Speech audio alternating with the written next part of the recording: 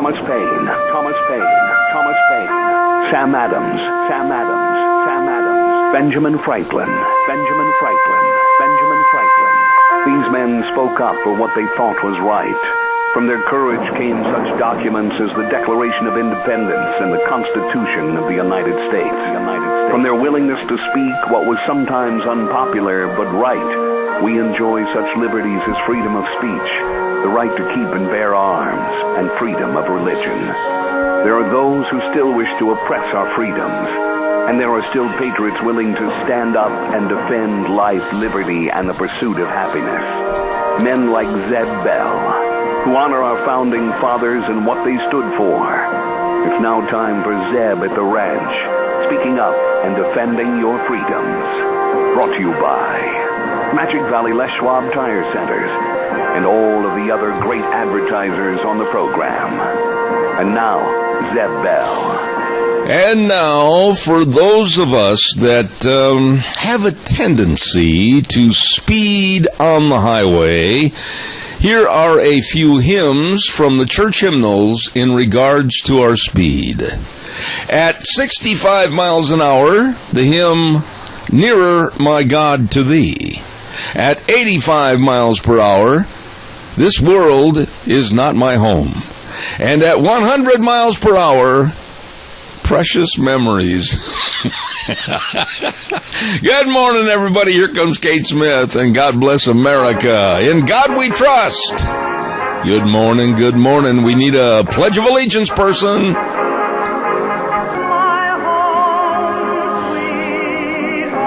Good morning, good morning. I'm Zeb Bell, Zeb at the Ranch, and our major sponsor, your Magic Valley Les Schwab Tire Centers. Thank you. They do a wonderful job. All 7 locations, thank you very much. Along with some of our great advertisers like Western Waste Services, always at your disposal. Get on the route service today. Call 734-6969.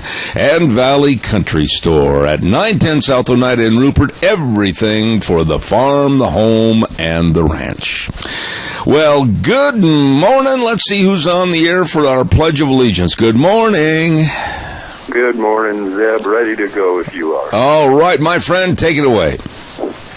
I pledge allegiance to the flag of the United States of America and to the republic for which it stands, one nation under God, indivisible, with liberty and justice for all. Very well done, and thank you. Don't make yourself a stranger. You call back and do that again, okay? Hey, thank you. All right, God bless you, man. Thanks. Hey, that was good. That was very good.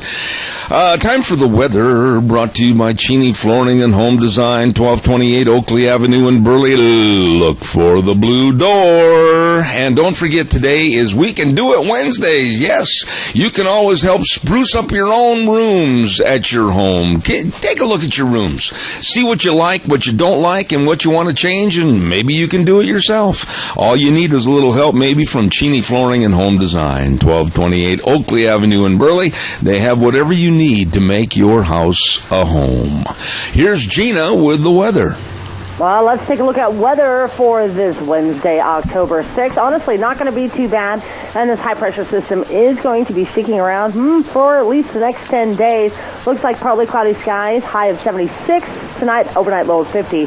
We do have a slight chance of thunderstorms for tonight. Looks like more clouds are going to be moving in. But for tomorrow, partly cloudy skies, high of 76 with an overnight low of 46. Friday, warming up possibly to 81 with an overnight low of 48. Saturday, possibility of mid-80s. They're saying 84 with an overnight low of 52. Then for Sunday, dropping back down to about 70 degrees and then mid-70s for Monday. Yesterday's high was 72. Tonight's sunset is at 7:06. That's your weather forecast for Zeb at the Ranch. And a doggone good weather forecast, too. Thank you, Gina. Brought to you by Cheney Flooring and Home Design, 1228 Oakley Avenue in Burley. Look for the blue door. Thank you very much. Hey, by the way, we got a lot of things to report on here quickly this morning.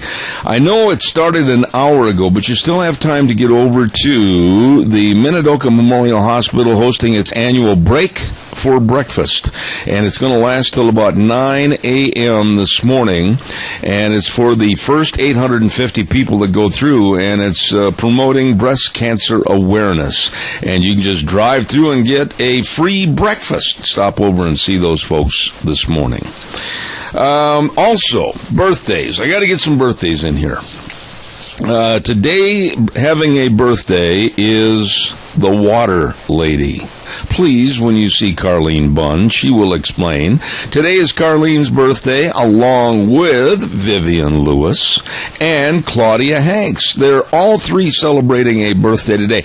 And just so I don't forget, because, now that I'm an old fogey, I might forget on tomorrow's program, Saturday will be Melody Bond's birthday. So we've got a whole bunch of ladies celebrating birthdays, and happy birthday to you all. There you go. Thank you very much. Let's see what else have we got here. Oh, quickly, Ramsey Heating and Electric. Yeah, you bet, my friends at Ramsey Heating and Electric, 2600 Overland Avenue in Burley. And they're open at 7:30 in the morning till 5 Monday through Friday. All your heating and electrical needs, and I mean all your heating and electrical needs. And all you have to do is just stop by 2600 Overland Avenue in Burley, or give them a call. They'll have your order waiting for you at 678-0459. Ramsey Heating and Electric, where they provide warm winters and cool summers. Real quick, I also want to remind you that our next Lunch Bunch for the month of October will be on October 22nd, and it's going to be naturally at Denny's Restaurant, 611 Overland in Burley. Quite a few things about Denny's. As a matter of fact, I'm having lunch over at the Denny's location in Twin today. And that's at 291 Pole Line Road in Twin Falls. Thank you, Thomas. Two great locations. But don't forget, Denny's Restaurant at 611 Overland in Burley is sponsoring the high school football game of the week, where the winner that picks the winning team and the closest to the final score is going to receive a free Grand Slam breakfast. Well, you can stop in anytime, all the time, at Denny's Restaurant, 611 Overland in Burley. Great food.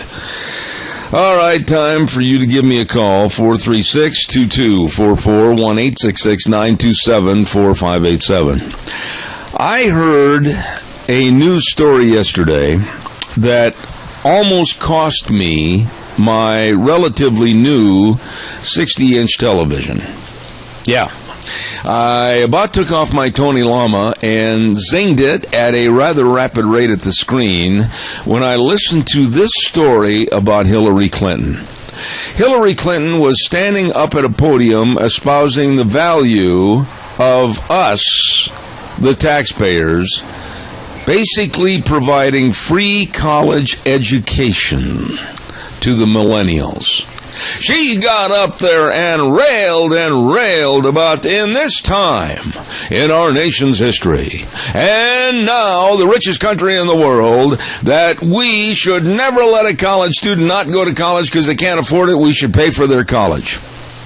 If they're going to a junior college, a community college, or a state college, they should go free on our money. Well, at that juncture, I started peeling off my boots. And thanks to my lovely bride for warning me of the extreme cost that it would take to replace the screen on the TV, I decided to sit back and fume. I paid for my college education, as did many or most of my generation.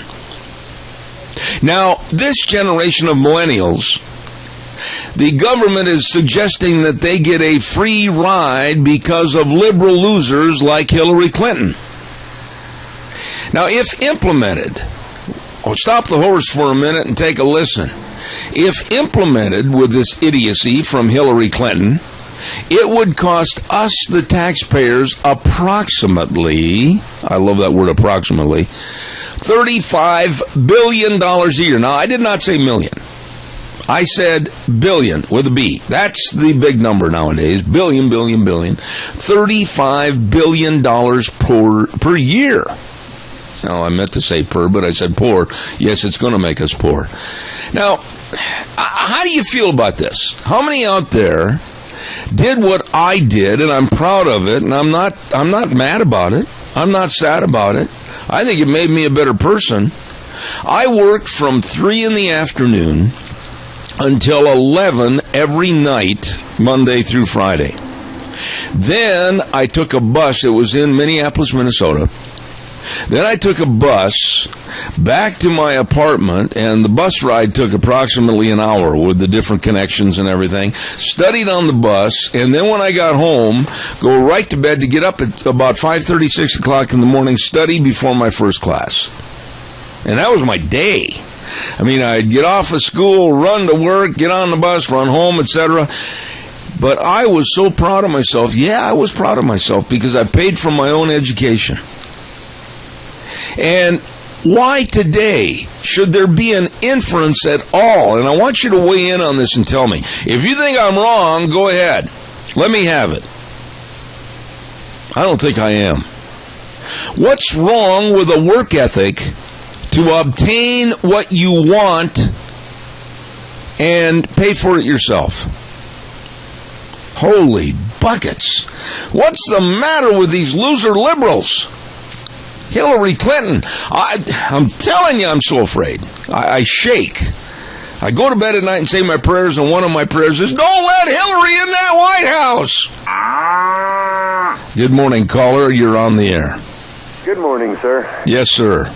Hey, when you give somebody something like, say you give a kid a brand new car. Yep.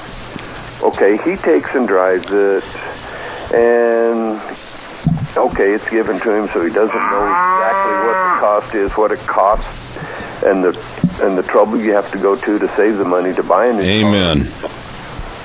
So he doesn't take care of it as much as someone who works and saves and buys his own car.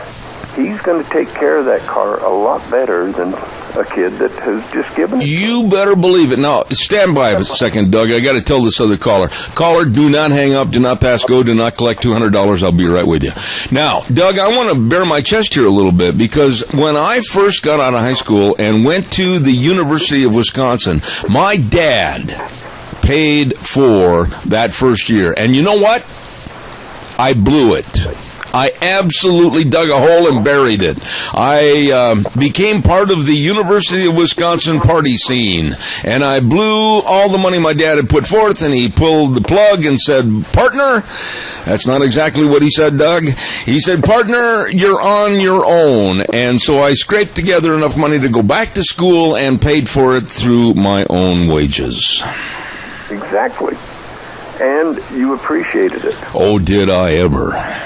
You knew what it took to buy that book. You knew what it took to pay for that class. Amen. And so you got everything out of it possible to get the biggest bang for your buck. Yeah, buddy. And I don't know about you, Doug, but I think I do. I do not want to become one of the taxpayers that's footing the bill at $35 billion a year to help these kids what they could do on their own doggone merit. Exactly. And if just on the other side of the coin, if we're going to have, if we do pay for it, let's get the cost of college down where it is reasonable and stop paying these colleges this big bucks. It's exorbitant. Yes, these I agree. books that you have to pay, what, $500 for? Yeah. You could buy it any bookstore that size for $25. Amen. That's where the cost has went out of reach. Yeah, but the point I'm making here this morning, and then I got to take this other call too, is, Doug, we're giving all the time to this under generation of millennials. No, I don't want to give them anything. I know that sounds callous to some people. I do not want to give them anything. Pull yourself up by your own bootstraps or tie your own shoes if you're smart enough to know how, and go out and work. Exactly. All right, Doug. God bless you, man. Take your blood pressure pill. You'll be all right. Oh, I'll try. Thank you. Thank you. Day, Caller number 2, I'll be right there. Don't go away. Please don't forget the Valley Country Stores, 910 South Oneida in Rupert. You know, Gina's weather forecast for the next 10 days, a high-pressure system, beautiful temperatures, maybe getting into the 80s. Oh, but look out. Look out. It's going to get cold, and then you're going to be sitting there going, I wish I'd have gone to Valley Country Store and got my winter winter coat and flannel shirts, gloves, hats, boots, everything you need for the chillier weather that's looming and lurking out there. Stop over there. They got all your feed needs for your cattle. They got all your equipment needs for your livestock operations. Hey, what are you waiting for? Nice people at the Valley Country Store, 910 South Oneida in Rupert. Everything for the farm, the home, and the ranch at the Valley Country Store. Caller, thank you for your patience. You're on the air. Well, I basically just wanted to reiterate what the first caller said about when you don't sacrifice, then you don't appreciate whatever it is you're getting. Did you go to college? I think education today is already dumbed down enough that if we start paying for college, it won't mean anything. Well, did you go to college? Well, actually, I did, and I'm actually back in college right now. Oh, okay. May I ask a personal question? Where did you go and or where are you going now? I'm going to BYU, Idaho, online. Oh, to major in what? Well, that's where I'm still trying. I want to get a bachelor's in clothing something or other, which means I'm going to have to go to campus eventually. But right now I'm just doing all the basics online. And let me tell you something. This is way off the storyline this morning, but would you do me a favor if you get a degree in clothing? Would you please try to develop more United States apparel manufacturers to stay in business instead of shipping everything overseas, so these little bitty people over in Taiwan that cannot make a shirt with a 36-inch sleeve length or a 19-inch neck, and I am sick and tired of buying clothes that don't fit. There, I'm off my soapbox. I agree. All right. Hey, God bless you for your call this morning. It meant a lot to me. Thank you. Bye-bye. There's a lot of people that want to go back and get their educational degree. God bless them. But you know what? They're paying for it out of their own pocket. They're working hard. They've got a job. Maybe they've raised their kids, and now they want to go back to school. I think that is phenomenal. But you know what? I am sick and tired. And if somebody's feelings are hurt by this, oh, poor baby. Get up off the couch. Go to work. If you can't afford to go to school right now, stay working. And pay for it yourself. But for the taxpayers to assume a $35 billion a year bill, a deficit, to put little Johnny and Susie in college so they can go to beer drinking contests, no! Caller, bear with me. I'll be right there. Don't forget our friends at Minnecasia Sales. Oh, I'm telling you, Zach and the rest of the crew, these are wonderful people that sponsor a program that really has gone high on the charts for success, and that's Dr. History. Thank you. Very well listened to. And Minnecasia Sales, 1321 East Main Street in Burley, right across from the airport, with all your window needs with Western Windows. Save on your heating bills this winter. Oh, yeah, keep the cold outside. Talk to Zach and the crew at Minnecasia Sales, 1321 East Main Street in Burley, the sponsor of Dr. History. Good morning, caller. You're on the air. Good morning, Zeb. Hi there. I was thinking we might not mind paying so much to help these people, with their schooling if they was taught the truth. But what do they get? They get nothing but garbage. I didn't quite understand you, Helen. Cut the what? I didn't understand that. Do away with the garbage.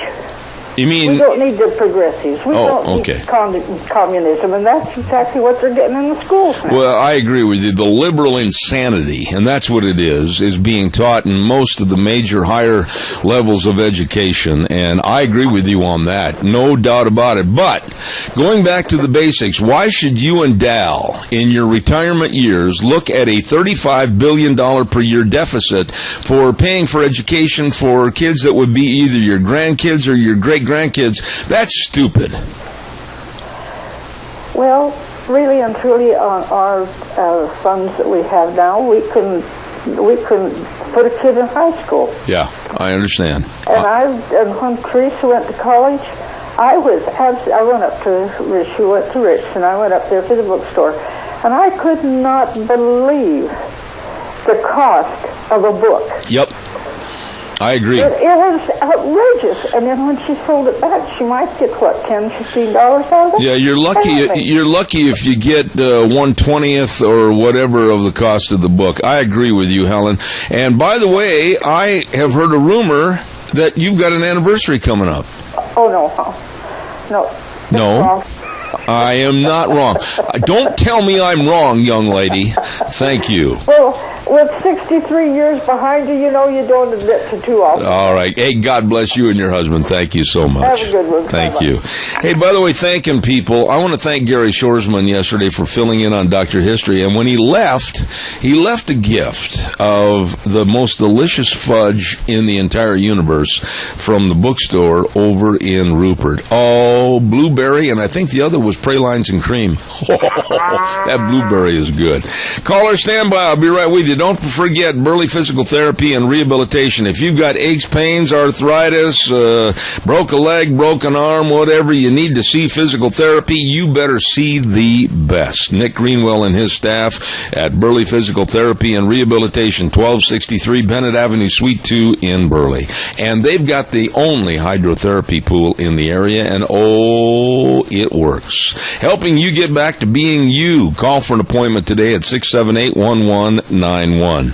That number again, 678-1191. Burley Physical Therapy and Rehabilitation. Caller, thank you. You're on the air. Good morning, Zeb. Hi there. Hi. Yes, they do a very nice job at Burley Physical Therapy. Yes, ma'am. My family has had experience with them. Yes, ma'am. They are good. Regarding this college thing, you know, in general, I would say absolutely true. A little bit of what happens, though, depends upon the motivation of the student. A student on scholarship or a student that really wants to do it is going to have a different motivation from one of these that just is too easy. I know we had some physical or some speech therapy foreign students that we gave free help to help them learn to speak more clearly, not to get rid of their accent, but to learn to make the speech sounds that their language doesn't have. When I was at Idaho State doing speech therapy, the students were helping the foreign students, and in general, they just came once or twice and quit. And we have seen research that says that students who in speech therapy, if they pay the therapist a quarter when they come for their speech therapy, will do better in general than those students who pay nothing. Yeah, but because they have a vested interest in it. All right, Linda, wait a minute, though. I think you and I are on the same page, but I want to throw this at you. You're talking about a vested interest in a specific problem or area. I'm talking about just offering free school. And you're talking about college. Yeah, and I'm talking about free school and free I'm talking about free school and free college to millennials that absolutely have not got their head out of the bucket yet. They don't know where they're going. They don't know where they're headed. They don't know what they want to do. And I can't see going in debt for somebody that doesn't have a trail to follow. I agree with you. Those that have a trail to follow and those that are motivated are going to do it. But there are a lot of people out there that if it's just given to them, they're not going to appreciate it. Amen. Amen. And then we have also, it depends on your course in college.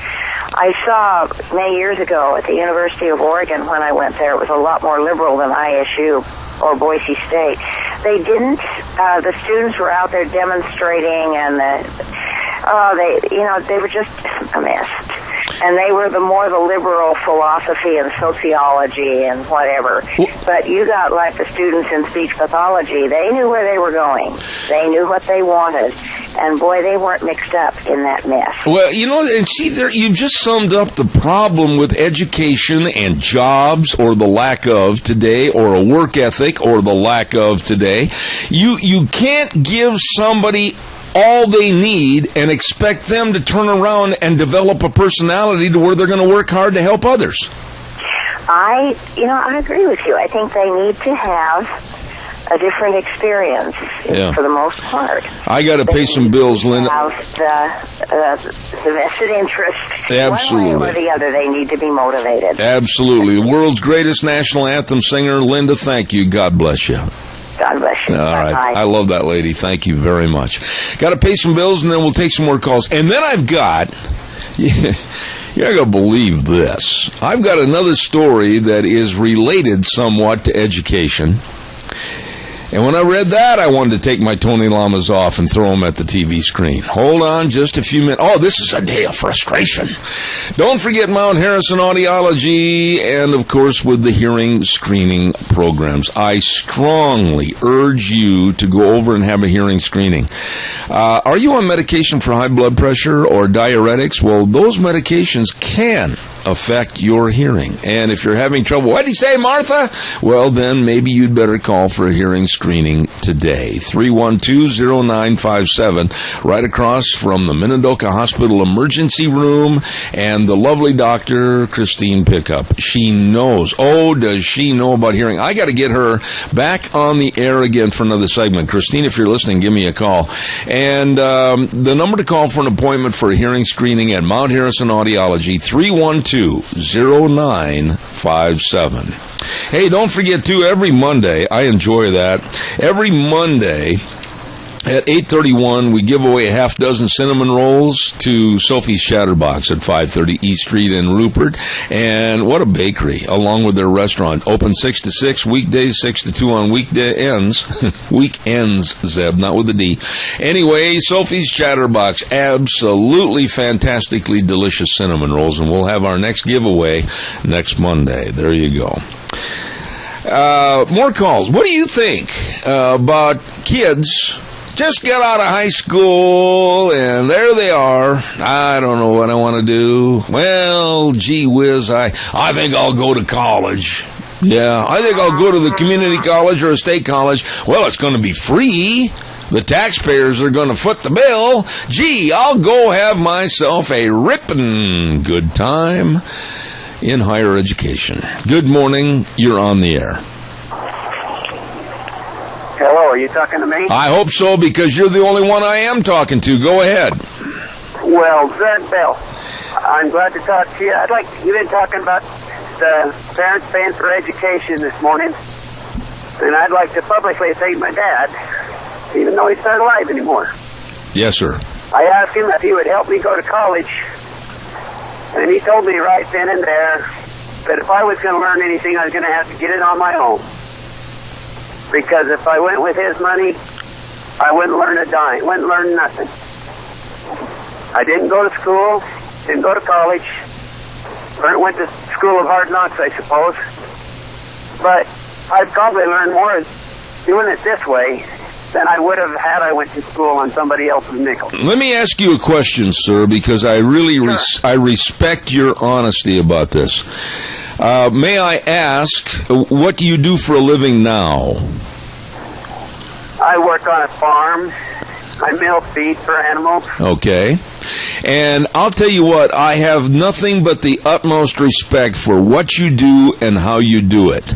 And the reason I say that is I am absolutely committed on this program to thanking and admiring people that are not on the dole and they're out working. They're doing all they can for their life's work to enjoy the benefits and the assets that God gives us. And I totally am impressed with what you said, because my freshman year of college, my father said he would help me, and he did, and I blew it, and I'm embarrassed to say that. I wasted the money. I came back home. I went to work in a print shop, and boy, working in a printing place, making those plates for the lithographic presses, taught me a lesson that, by gosh, I don't want to do this anymore. And I went out and paid for it myself with a respect for my hard work and my own labor to pay for my own education. Sir, thank you for your call. Thank you very much. God bless you. Thank you. Caller, good morning. You're on the air. Good morning, Jeb. Yes, sir. I kind of was thinking along the lines of the first person on the air with you on this. Uh-huh. He was saying that people don't appreciate things as much when they have to pay for them, when somebody else pays for them instead of themselves. Most kids, they'll get a car and they'll wreck one or two cars because their parents just bought it for them, Right. And But let's cut to the chase. What Hillary's doing is she's trying to buy votes with our money. Hey, there you go. You said it all. You said it all. She's trying to be a socialist queen, and she's going to help everybody, but somebody's got to pay for it, and that somebody is you and me. Amen, brother. You hit the nail on the head. It's going to come out of her pocket either. Yeah, there you go. God bless you for your call this morning. Thank you. Have a good day. You bet, sir. Thank you. That's it. She's just out buying votes. She's just out buying votes, quite frankly, at our expense. Calls welcome, 436-2244, 1-866-927-4587. You're not going to believe this next story. I mean, sit down and get mad like I did, and we'll have it for you right after these words. Hey, don't forget Barry Equipment and Rental. We have been blessed to have Barry Equipment and Rental on this program for, 2-3 years now. They are fantastic folks with 3 locations: Addison Avenue West in Twin Falls, South Lincoln in Jerome, and 159 West Highway 30 in Burley. And they're open Monday through Friday, 7:30 to 5:30, Saturdays 8 to 5, with all the equipment that you need to get the job done right. That's right. And I mean, whether it's the Bobcat skid steer loaders or the big Doosan loaders, the Coyote tractors, stop in and talk to them today. They can help you at Barry Equipment and Rental. I heartily suggest you stop in at any one of the Twin Falls, Jerome, or Burley locations.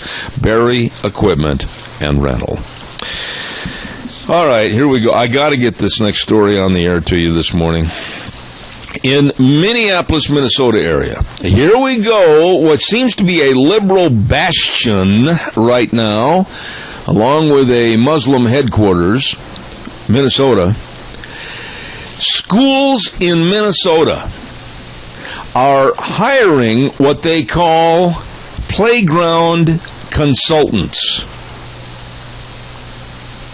I'm not making this up.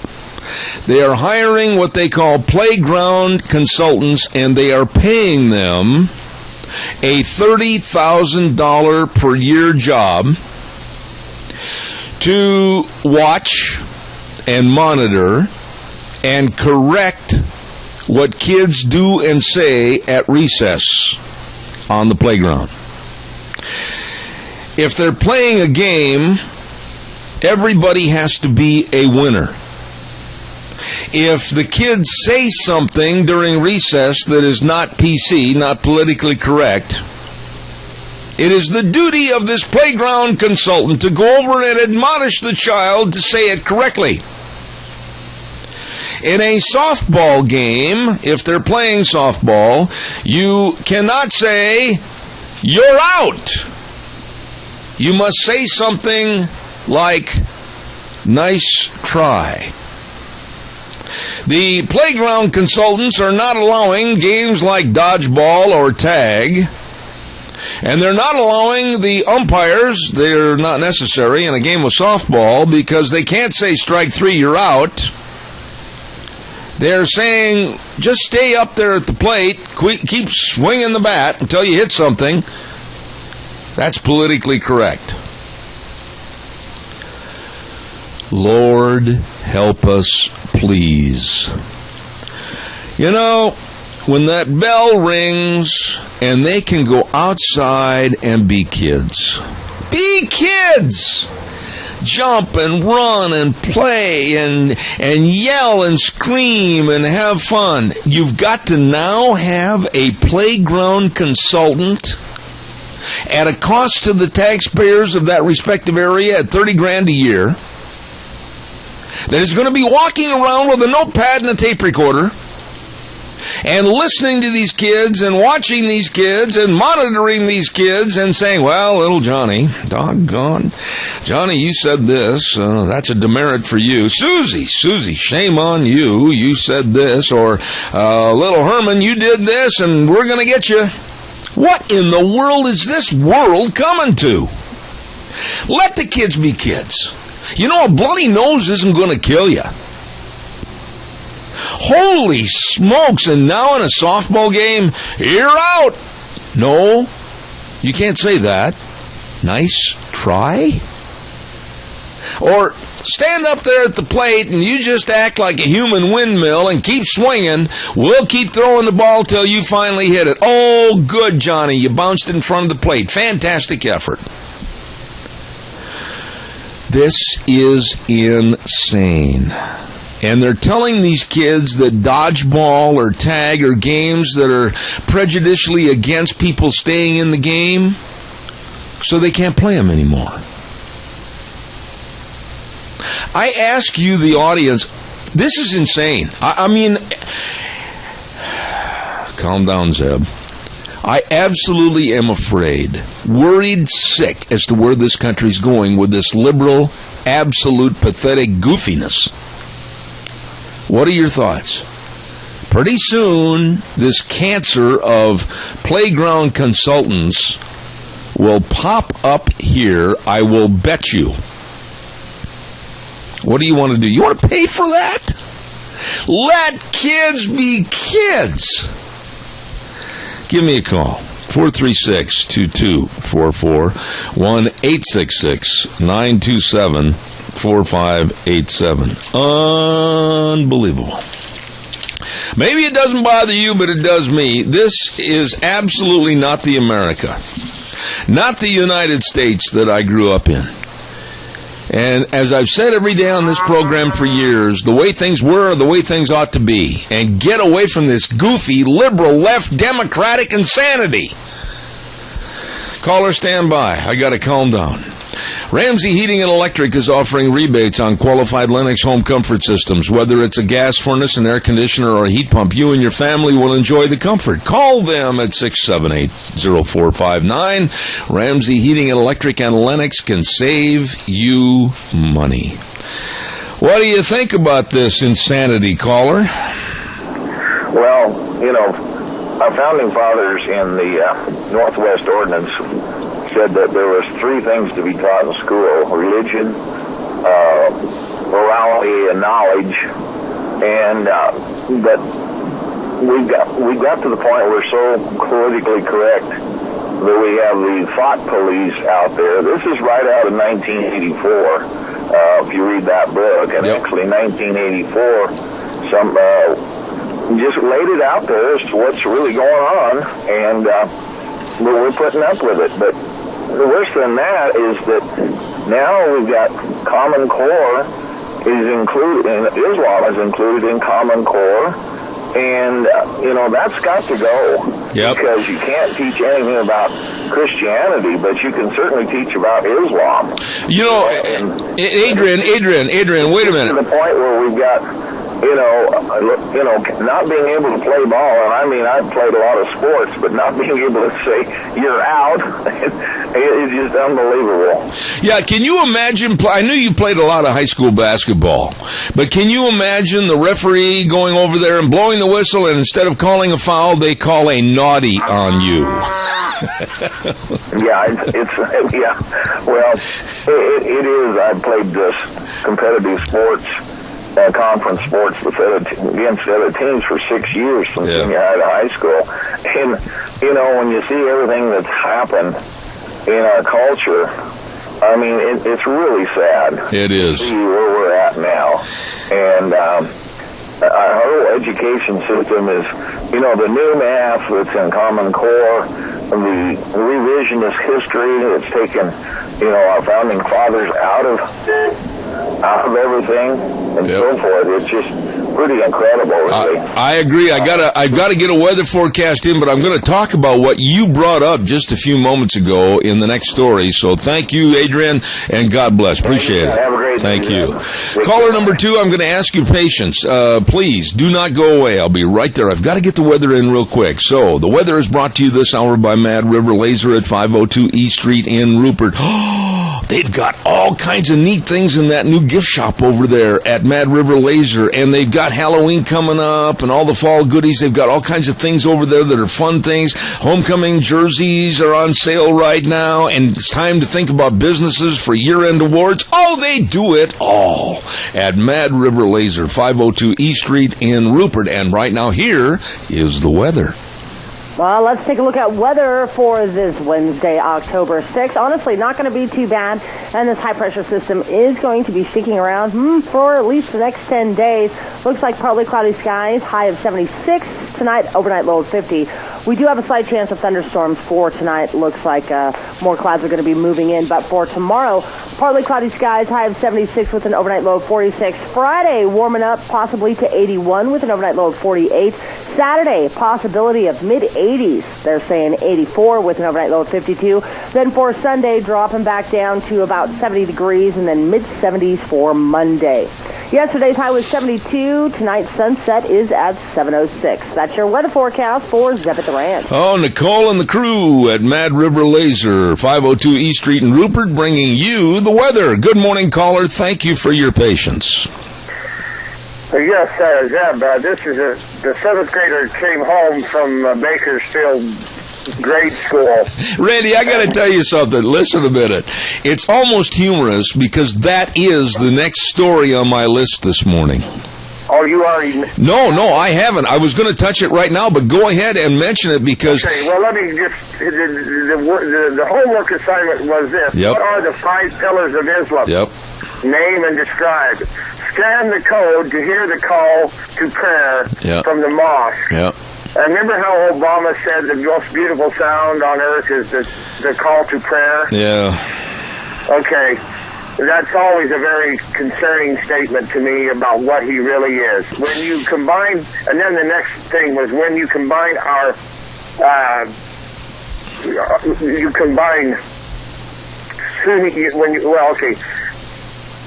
is forget that. In essence, what they wanted to do is describe Sharia law and why. Yeah, well, here's the story about the mom. Here's the story about the mom, and I'm so glad you brought it up because it was my last story for this segment this morning.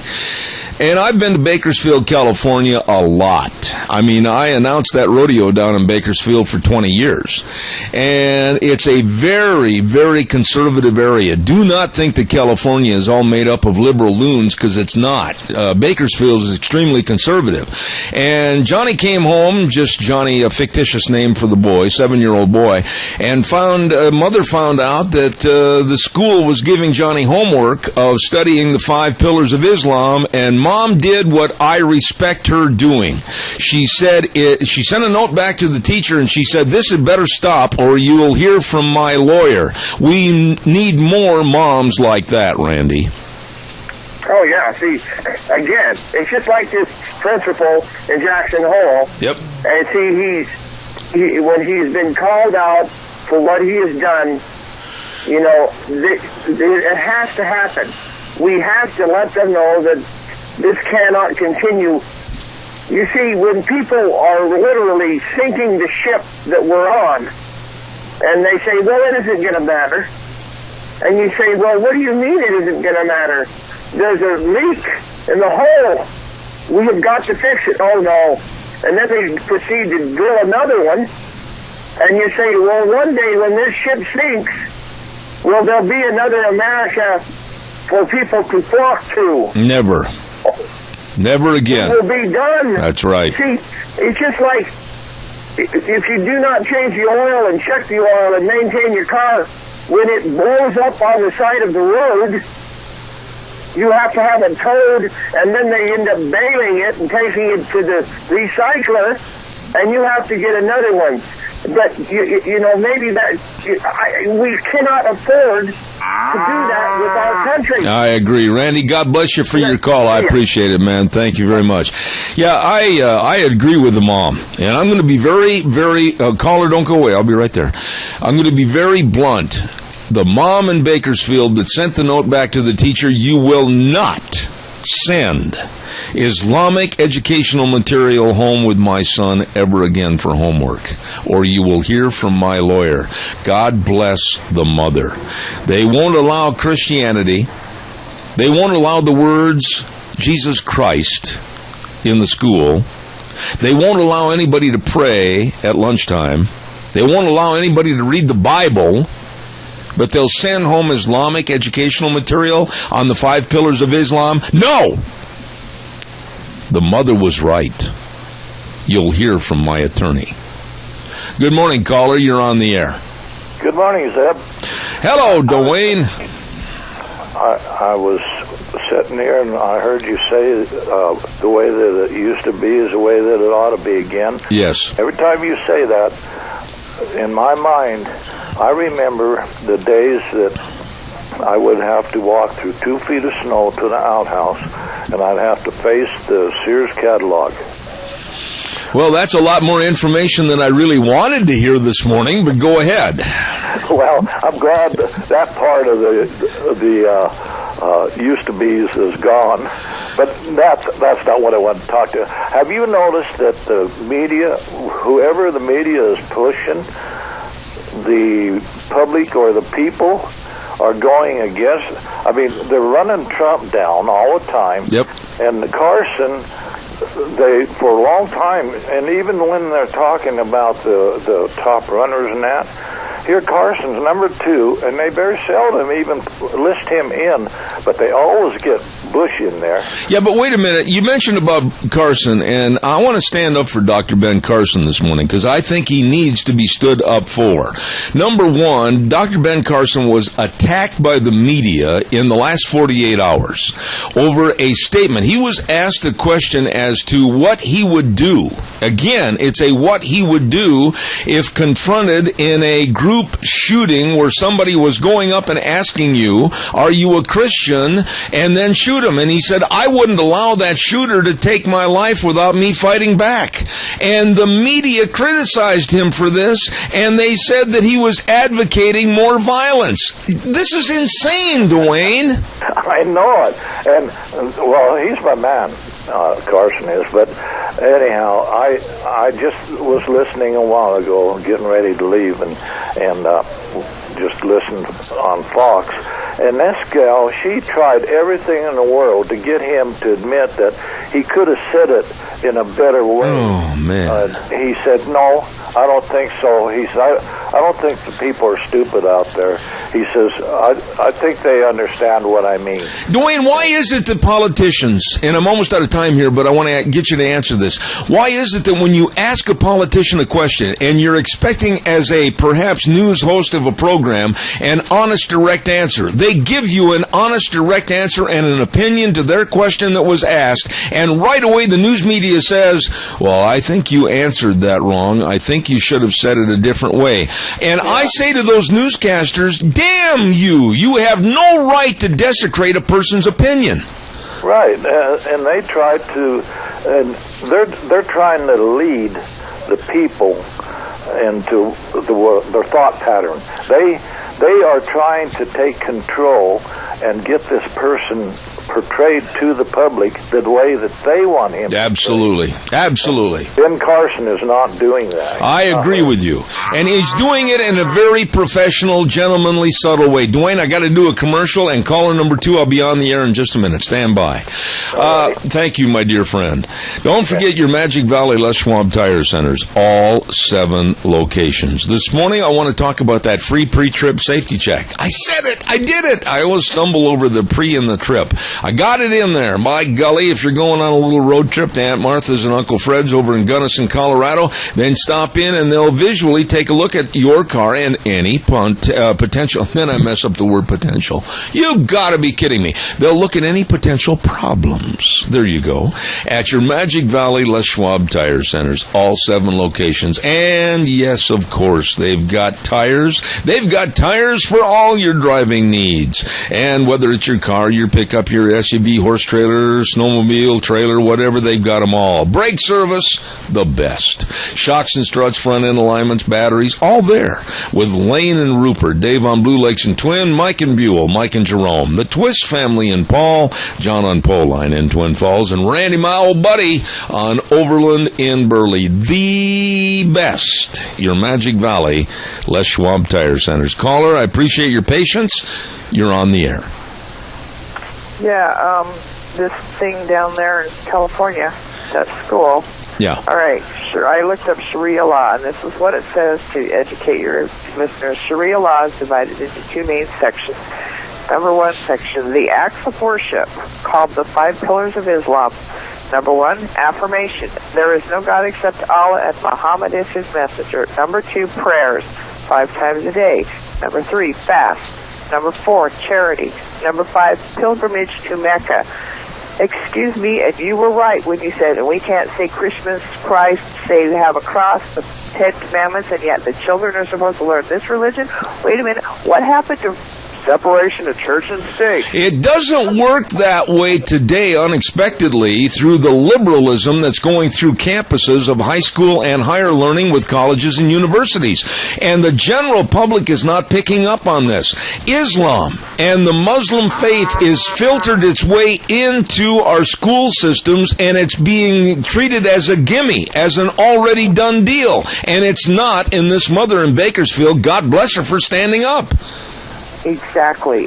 And then on your free college for kids, yeah, I blame part of that on the businesses because they want to know. They don't want to know how did you do in school or what did you learn. They just want to know how many years you went to school. And I'm sorry, on their application, the School of Hard Knocks is not acceptable. There you go. Hey, I really appreciate your calls. Call again. I really like that. Thank you. God bless you. Have a nice day.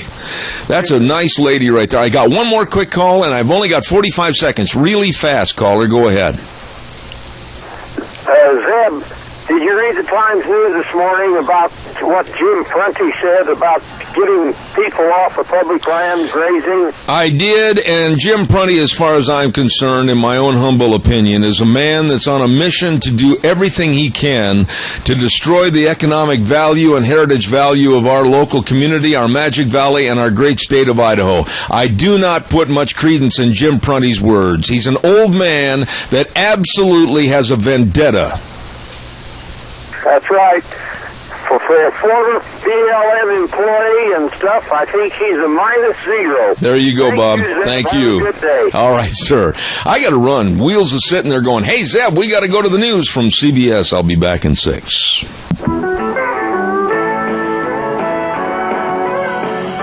Oh, you're listening to Zeb at the Ranch. Make sure you're hearing everything. Contact Mount Harrison Audiology for a hearing screening. Call them at 312-0957. Good morning. I'm Zeb Bell, Zeb at the Ranch, with our major sponsor, your Magic Valley Les Schwab Tire Centers, all 7 locations, along with some of our great advertisers, including Valley Country Store at 910 South Oneida in Rupert. Everything for the farm, the home, and the ranch at the Valley Country Store, and our friends at Western Waste Services. From the canyons of the Snake River and all across southern Idaho, we're always at your disposal. Western Waste Services, we care about our community, our resources, and this free land. Western Waste Services is lending a hand, always at your disposal. I tell you what, these folks are good at Western Waste Services. You better believe it, always at your disposal. 734-6969, locally owned and operated, and serving you with the carts, the dumpsters, the roll-offs, the portable restrooms, everything, plus the weekly pickup of your garbage. Get on the route service today, 734-6969. Western Waste Services, always at your disposal. By the way, you know, every day on the program when we start at 8:06, we go right to the weather, brought to you by Cheney Flooring and Home Design, 1228 Oakley Avenue in Burley. Look for the blue door. Carpet and flooring, kitchen construction, home decor items, whatever you need to make your house a home at Cheney Flooring and Home Design in Burley. Really, really nice people. When I mention nice people, I always have to put in the conversation Joel Heward, manager of Hanson Mortuary. Nicest man and his staff and his family, and they serve you at Hanson Mortuary the way you want to be treated. Absolutely with the highest ethical standards, with unquestioned integrity. When there's a passing of a loved one, don't forget they can travel and will travel to rural towns and churches to help you with the arrangements. And very flexible hours, too. Hanson Mortuary, 710 6th Street in Rupert. Number to remember, number to call, 436-5636. Hanson Mortuary, serving you. Don't forget, too, that it will be time tomorrow to register your pick of the week for the Denny's Grand Slam breakfast winner. They can pick the top team and the closest to the final score. And this week's game is going to be Raft River versus Oakley. And you can send those to zeb@the-ranch@hotmail.com, or you can call my cell phone and leave a message at 312-2976. Aha! Going to be good. And Denny's at 611 Overland in Burley with a Grand Slam breakfast to the winner. Right now, it is Wednesday, and we get a chance and an opportunity to talk to a man that is basically one of my very, very good friends, and we've never met face-to-face. Hopefully, we can rectify that this fall somehow. Mr. Dave Bego from Indianapolis, Indiana. How are you? Well, Zeb, I'm a little under the weather today, so I hope I'm on top of things. Oh, my goodness. Can I send you a bottle of aspirin or something? No, I've actually got to call into the doctor. My wife's had this stuff for about a week, and I've been desperately trying not to catch it, but I think I finally caught it. Well, my sympathies to a dear friend and your entire family, and I hope that we're not causing you more pain, but I would like to talk to you about your blog, another excellent blog, the Devil at Our Doorsteps blog with Dave Bego. You know, something that you have voiced about many, many times on this program, card check, unions, the SEIU, the dangers, and now you write a story. Card check is very close to reality. What changed or what is changing since last week on the program? Well, it's been changing over the last year as the president, first of all, he installed people in the National Labor Relations Board that are very, very pro-labor and are determined to institute card check, which, for people to understand that, the basics of that are that instead of having a secret ballot election for employees to decide if they want to be in the union or not, where their vote is secret, nobody knows how they voted, not the union, not the employer, and, that's the way it should be.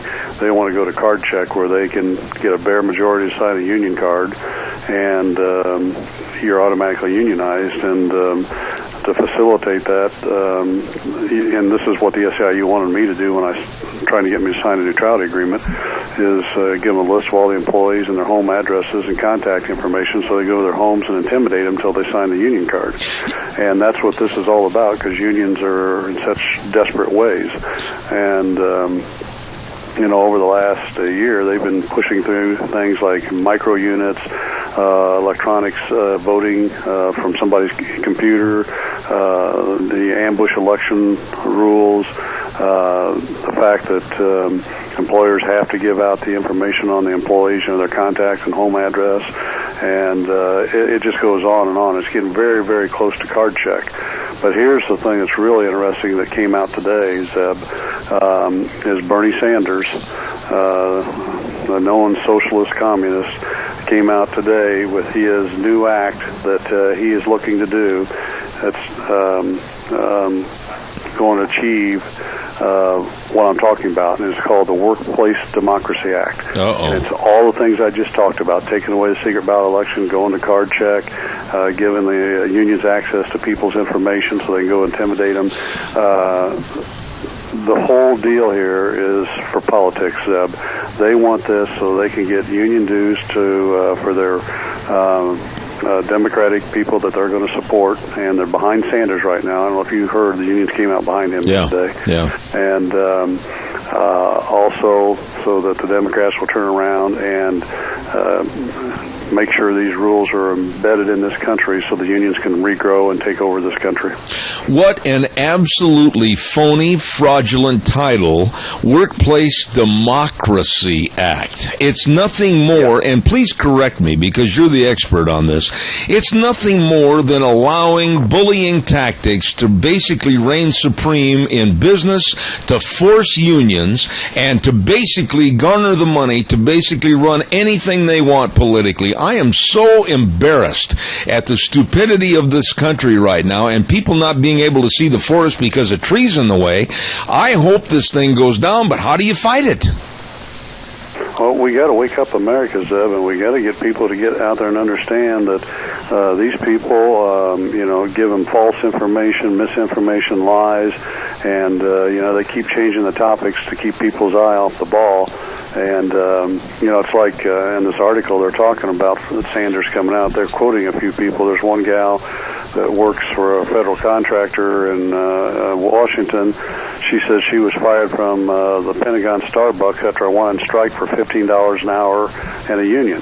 She says that's why we need workplace democracy. Well, if you remember in our past discussions, this $15 an hour thing is being pushed by the SEIU. Yeah. So she's an SEIU person, and they want to make her sound like a lady that's being taken advantage of when she's actually a part of what they're doing.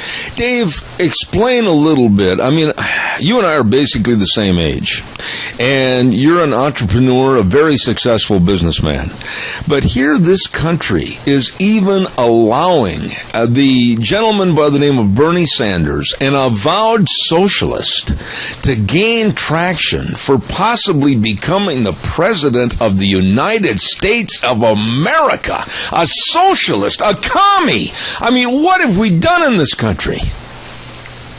Well, again, Zeb, and it comes back to, and I know this is so hard for people to understand, but these people like Bernie Sanders know most of the people are naive, and they can throw out there all this fluff out there that, they're going to take care of them, you're going to make more money and all this, and these people listen to them, and what these people like Bernie Sanders don't tell them is that it's going to cost jobs, it's going to destroy the country, and people aren't going to have as much freedom,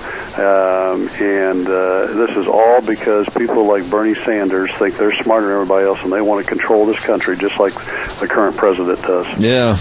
Dave, I would like you to take a little time, and if you will, I mean, there's some things perhaps you don't want to get into, but the sinister aspects of the bullying of labor unions like the SEIU. I mean, I can't imagine you as an employer and your employees getting a knock on the door at 9:30 or 10 o'clock at night, and hello, Mr. Smith, we want to talk to you about card check.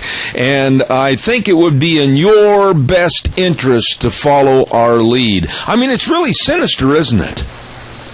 Well, it really is, and they're not that nice about it. As I talk about in my book, when the SEIU was trying to get me to sign a neutrality agreement to go to card check, they actually followed some of my people home, and they knocked on the door, but when the employees opened the door, they pushed their way in. There isn't anything nice or professional about it, and this is a sad thing, Zeb. Unions used to have a place, and there are companies that deserve to have unions, but the unions don't want to be professional about it. They don't want to go out and do something that's good for their employees and really help them and show that they are good people. What they want to do is go out and intimidate and lie and misinform people to get their way. And basically, it shows they don't know how to work in a free market system, so they have to rely on the bullying tactics. Absolutely. AFL-CIO, big labor boss, Trumke. You got a picture of him here in your blog. He looks like the fattened pig that ought to be on the table. And his statement, you'll see card check within the next Obama term. This goes right to the top, doesn't it? I mean, this goes right to the Oval Office with Obama tied right in with big labor money, does it not? Oh, absolutely. The SEIU donated the most money of anybody to help him get elected his first term, and they're the ones that pushed through Obamacare. And because, Andy Stern was in the White House 22 times the first year, the SEIU represents a lot of nurses in that across the country. And, if you look at everything that this president's doing, how he came out about the shootings in Oregon, it was such a tragedy. We got to get rid of guns, but at the same time, he leaves the border open, and you have all these guns flooding across the border. He talks about wanting to have minimum wage at $10 an hour or $15 an hour like the SEIU. But at the same time, again, the borders are open, and you have people flooding across that are taking jobs under the table and taking American jobs and lowering wages. Bernie Sanders says in this new bill that, unions are what made America great and made wages go up because, they're 27% higher than people that are non-union. Well, they're doing just the opposite by letting people come across the border. Absolutely. And work below the, where people aren't seeing them under the table and getting paid like this. I mean, they're hypocrites. But I'll go back again to what I asked you a few moments ago because I want to make it clear in my mind and my listeners' mind. What can be done from the common folk, me and others, to stand up and fight this? I don't think our senators and congressmen know anything about this at all. They haven't probably read it. They don't understand it, as is true with a lot of things. Quick, give me a short answer, and then we'll take a call. You got to go. You got to contact them and tell them about it. Tell them to read my blogs. Also, at the bottom of my blog, in the last paragraph, the second from the last sentence, there's a link. It's in light blue and it's underlined. It says, Congress passed a bill to protect employees from unions. They need to go click on that and read that, and they need to make sure that every one of their representatives understand what's going on, what they need to do. Absolutely. Caller, with your question for Dave Bego, go ahead, please. Well, Dave, I know you know all this. Maybe some of the people listening don't. But when Ford was going to build a plant in Tennessee and then chose to build it in Mexico instead, and I still don't know exactly where that is, but that's the way I understood it. I doubt seriously if the Mexican laborers down there are going to be unionized. And we all know, I don't know if you have visited, Detroit lately. I've never been to Detroit, but I've read and looked and seen as much as I could study on it. And what has happened to that city is a crime. And people ignore it like it doesn't matter. But that is where we're headed if we don't change our direction. I'll hang up. Thanks. Dave, respond to the caller, please. No, he's exactly right, and I've been to Detroit. I've seen it. It's a mess. It's a ghost town, and if you look at the Democrats have been in power there for 50 years, and the unions have controlled it, and that's what's going to happen to this country if people don't wake up. And and then you go on to like Chicago, Look at how many deaths they had last year due to gun shootings, and that's a no-gun zone. But that hasn't stopped anything. And then to his point about Tennessee, that's right. These people are going across the border to Mexico and other places to build plants because they don't want to put up with the unions. Because literally, and I've seen this because we worked in a GM plant for a while. We lost the contract. They threw us out and gave it to a union contractor. But we changed lights in that in there. And when we first went in, and we replaced the union people in there, and it literally took 3 people to replace a light bulb. And that's what's wrong with this country today, and that's what's making us, we're just not competitive, and we need to get back what we do right, and that's being, hard workers, and we come up with the right answers and do the right things, not being controlled by unions. Dave, I want to go back to that last paragraph of your blog. Congress passed a bill to protect employees from unions. The Republicans won. They won. They put the majorities in the Senate and the House, and nothing's being done. What about these guys? I mean, absolutely, this should be a no-brainer, but are they doing anything? Well, the problem is, Zeb, is they're all worried about getting reelected. Yeah. And, that's why I say there should be term limits, and I actually think the House should be more than 2 years, because they spend all their time in there, raising money for the next election and that. But they're so afraid that if they, offend one of the sides, whether it's Hispanics or blacks or the union people, it could cost them an election. So they don't want to do anything that's going to cost them that election, and they don't understand their job is to protect America and make America great again, not protect their position at getting reelected. Yeah. You know, I'm looking at this with the card check, and I'm looking at the influence, the great big power influence, the arm twisting of unions. Then I look at the fiasco of Obamacare. Then I look at the now, I think, a huge fiasco with the Pacific Rim trade deal, the Obama trade bill. Dave, this man is going to leave office as absolutely the worst president ever in this nation's history. Well, that's it. And I talked about this in my blog. People need to read it. Cloward and Piven, they were professors at Columbia University, wrote a paper on how to bring down America, destroy capitalism and replace it with socialism. And if you look at all the things Obama's doing, from the economy, his budgets, our high debt, gun control, nationalized health care, nationalized education with Common Core. These are all steps that Cloward and Piven recommended in their paper. And we're getting very close to that. And, their whole thought process was you do all these things, the economy implodes, the nation implodes, you declare martial law and you take over. I hope that doesn't happen before this president is done. You would think that economists would stand up on your side and say, good heavens, what's the matter with people? Trying to say that card check would be a good idea, trying to say that big labor unions would be a good idea, at a time when our economy is standing with its boot heels on the edge of a cliff. It doesn't make sense. Well, the problem is, Zeb, and a lot of these people have never had to go out and work in the private workplace and, really create jobs and make things happen, services and products and stuff like that. And they look at it all from a philosophical standpoint, and a lot of them are from a liberal standpoint, and they just don't get it. Absolutely. We got a caller with a question. I've only got 2 minutes left. Caller, go ahead, please. Okay. The way I see it, all the corporations are moving overseas so they can get cheap labor, and the ones that can't move overseas bring all the Latinos up from the South to work in their plants in Burley and Jerome and everywhere else. Nobody wants to pay anybody a living wage in this country if they can get away with it. All right, I'll have him respond to that. I'll have him respond. Dave, go ahead quickly, please.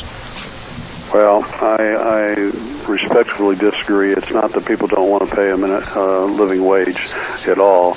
It's just that the government regulations and the unions in this country put the companies at a disadvantage across the world, and that didn't used to be. What made us great is the fact that we could go out and be competitive. There you go. And develop services and products and be efficient and productive. And we got past that. Again, one time the unions were good things, and they did things to help people, child labor and stuff like that. But they've lost their way, and I wish they would find their way back, to be honest with you. But it's not the corporations that are causing the problems. The corporations are struggling. I see it every day with people I work with across the country. Right. Absolutely. Dave, I'm going to stay on this story, and I'll look forward to next Wednesday. Dave Bego, Indianapolis, Indiana. And by the way, to end on a lighter note, hey, the Colts won a game. No, they won two now. I'll tell you, both by the skin of their teeth. It's kind of ugly, Zeb. There's still a lot of problems going on between management and the team, so we'll see. Hey, real quick, everybody kind of calls and gives me a hard time. This year they haven't because Green Bay's 4-0. A very hard game coming up at Lambeau Field this next Sunday with the Rams and the Packers. It could be a dandy. Yeah, that could be a good game. It should be interesting. The Packers look good. Packers are number 2 on my list. They used to be number 1 before the Colts moved to Indianapolis, so I'm behind them all the way. I think they're going to win. All right. Dave Bego, a very dear friend of mine. Indianapolis, Indiana. God bless you, my friend. Talk to you next Wednesday. I hope you feel better. Well, thanks, and you guys take care. All right, take care. Really nice man and so knowledgeable, Dave Bego. I appreciate him. Let's pay some bills here real quick. Don't forget, let's ride. Where the fun is sold, right there at 270 Highway 24 between Rupert and Burley. That's right. They've got great rebates on Suzuki 4x4s. Get out and enjoy the fall. Get out and enjoy the fall colors. Get out and deeply breathe in that mountain air. Oh, great. And don't forget, they've got great prices on all the accessories and everything inside Let's Ride, including the new Timber Sled snow bikes, getting ready for fun in the snow. Let's Ride, 270 Highway 24, between Rupert Hayburn, Rupert Burley. I'll tell you what, where the fun is sold. You stop over and see them today. While you're over in that neck of the woods, too, don't forget our friends at Cameron and Siemens Insurance. Oh, these are good guys. Good people. And they've got all your life insurance, health insurance, retirement planning, employee benefits. They can help you. They will, and they are the professionals. Absolutely accessible and devoted to serving others. Call for an appointment today, 436-4424. Cameron and Siemens Insurance, Highway 24 in Rupert. Speaking of the last name of Cameron, don't forget that this Saturday, October 10th, the appreciation dinner for past Senator Dean Cameron. It's going to start at the Rupert Elks in Rupert at 4 p.m. in the afternoon on Saturday, go till about 6:30, and a free will offering for the dinner and a lot of fun. And George and Donna Mass have headed this whole thing up, and it's going to be a great dinner, appreciation dinner for former Senator Dean Cameron coming up this next Saturday at the Rupert Elks. Don't you miss it. Really good folks. I want to remind you, too, about Ramsey Heating and Electric offering rebates on qualified Lennox home comfort systems. Whether it's a gas furnace, an air conditioner, or a heat pump, you and your family will enjoy the comfort. Don't forget, Ramsey Heating and Electric can save you money where they provide warm winters and cool summers. Ramsey Heating and Electric and Lennox. There you go. Let's go to the phone lines. And, man, I'll tell you, I've been looking forward to having this interview on the program ever since I booked this man. And we were going to say good morning to a gentleman that knows all about the loopholes and the, I guess, kind of villainous attitude of the IRS. Good morning, M.D. Kittle. How are you? I am fine, sir. How are you? Well, when we start talking about the IRS, I got to tell you, MD, that my hair on the back of my neck stands up, and I get a little bit sick and tired of listening to them and how they have basically kind of a bullying attitude towards the American public. But when they make a mistake or they don't do what they're supposed to do, oh, that's okay. That's all right. Tell us what's going on with the IRS right now.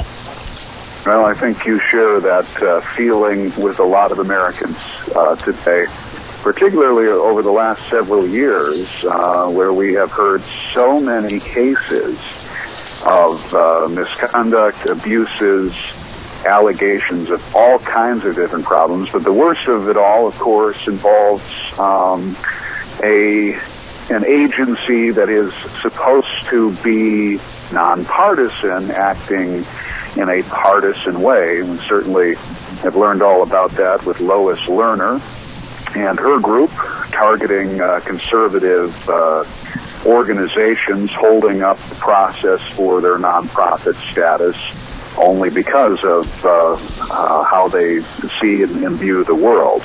But the latest story that you'll find at watchdog.org involves transparency problems with the Internal Revenue Service. An audit by the IRS's auditor, and isn't that an interesting situation, the IRS actually getting audited. But it shows that in a good number of cases, 12% or more, the IRS failed to follow through on records requests to taxpayers and those who should have been open to that information, who should have received that information. And this is a continuing problem for this agency, its transparency. But we also find out in a number of cases that the IRS failed to honor privacy protections under the federal law for taxpayers. So some information that should have been held private gets out into the public domain? These are very serious questions about transparency and privacy with this agency. Let me ask you a couple of questions there, MD, and you're the expert. I really enjoyed reading the article you had. But let's talk about privacy violations first and foremost. What about a repercussion back to them? Who's going to slap them in the face? Who's going to straighten them up? Who's going to make them say, I'm sorry, to the person or persons that they have violated? What happens here? Well, that's a good question, because as I noted, I mean, this is the auditor, the group that oversees or looks into the activities, I should say, of the IRS, comes out with these reports and shows and sheds some light on this agency and the things that it's not doing correctly, the things that it is doing, the things that they are doing that are causing concern or issues.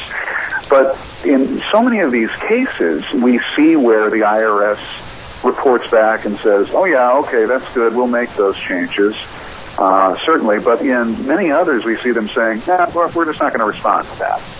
So that is a good question. Even though we have this information that shows transparency problems, privacy problems in this particular audit, and I've done a number of stories about the audits of the IRS that show, the spending by the IRS, the inappropriate spending by these employees and others, inappropriate actions that they have taken, or other issues that they've had.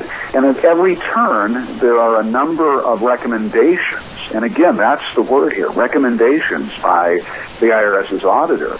But unless Congress intervenes and does something, here we are at the same point, and obviously, as we've seen over the last several years, Congress has tried to intervene, but we still can't get the emails from Lois Lerner and from others, can we?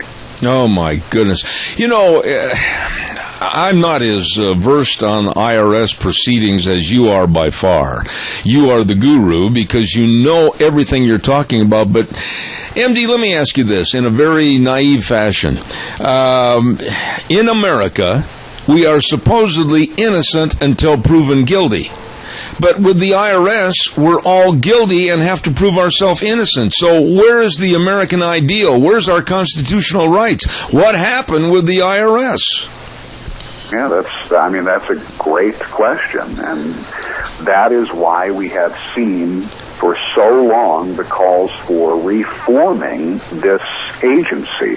Not only this agency, but the tax code in America, which is more burdensome. Wasn't it Mark Twain who said the only thing he doesn't understand is the tax code in America? And I mean, man, that was 100+ years ago. Yeah. Just think about the income tax added to that, and all of the issues that have come up, all of the burdens to taxpayers out there. And you're right, it seems so often that a taxpayer finds himself in a predicament or a problem with the IRS. In a lot of those times, it's just simply because he or she doesn't understand this massive, amount of regulation that you have to go through. All of the laws that are associated with this. And it is requiring more and more that it's no wonder we've created an industry of tax experts. They're needed.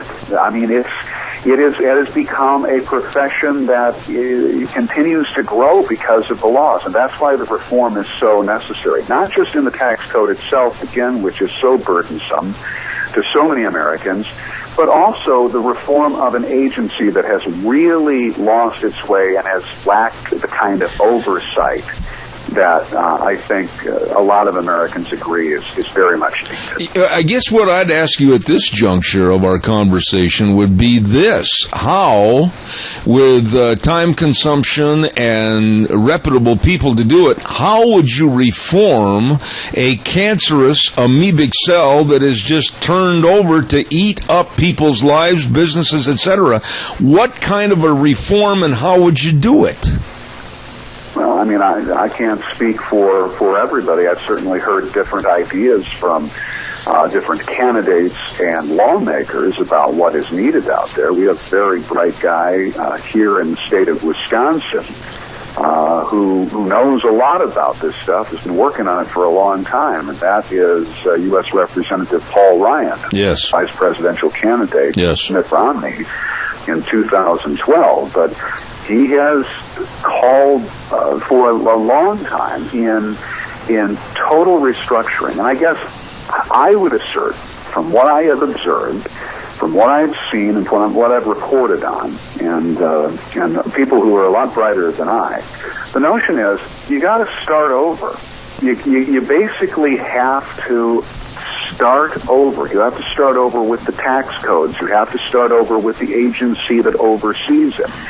Obviously, we have a system in this country that depends on tax revenue.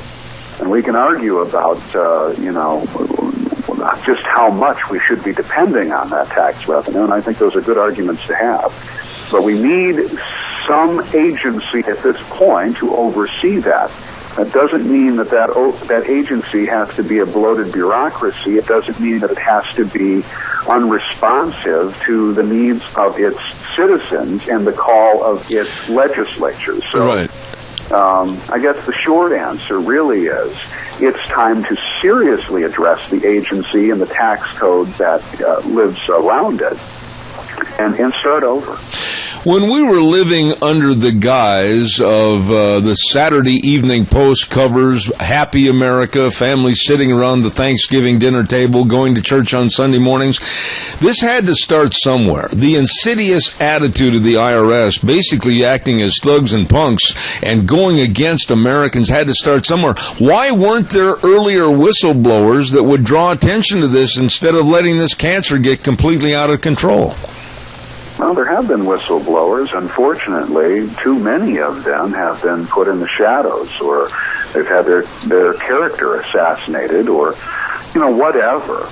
Let's get to the bottom of all of this.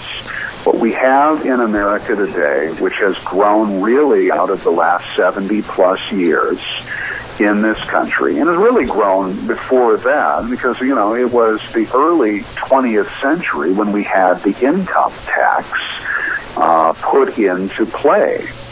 We didn't have this kind of thing in the early runnings of this country. So this is I wouldn't say a relatively new phenomenon, but it certainly hasn't been with us since the very beginning.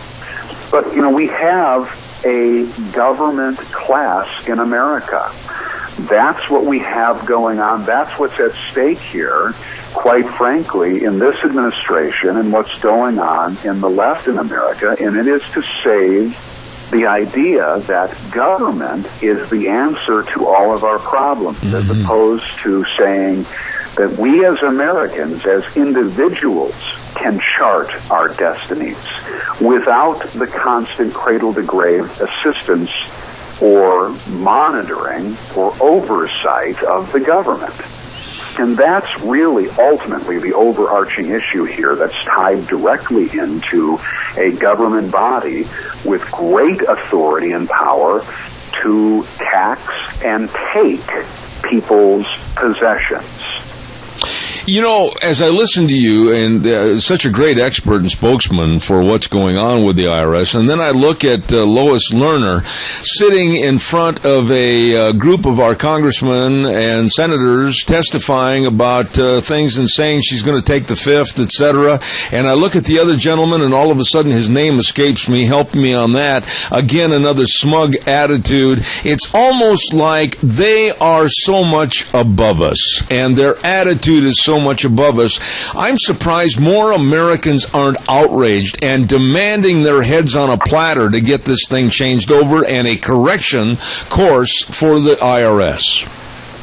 Yeah, you're talking about the IRS commissioner, of course, and there's been a lot of flux and transition over the last couple of years once we started learning what Lois Lerner and her staff members were doing.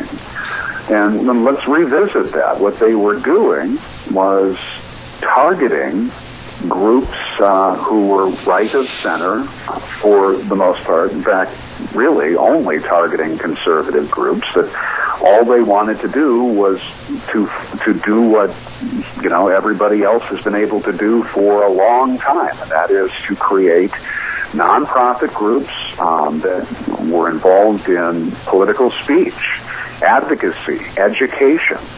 And so now you have the IRS at this point determining who gets to speak. And you're right, that is a serious question, and you ask the question, why aren't more people speaking of it? A lot of people are. I mean, you're connected with your community, you're connected with these issues. People are concerned, they're fed up, but they're also fed up and they feel like nothing they say, nothing they do is translating into action, and real discernible action at the federal level. And I get that frustration. I really do, and I think that's the reason people are so frustrated, not only by the actions and activities of bad actors in the federal government, but they have thrown up their hands. They're sick and tired of it. Yeah.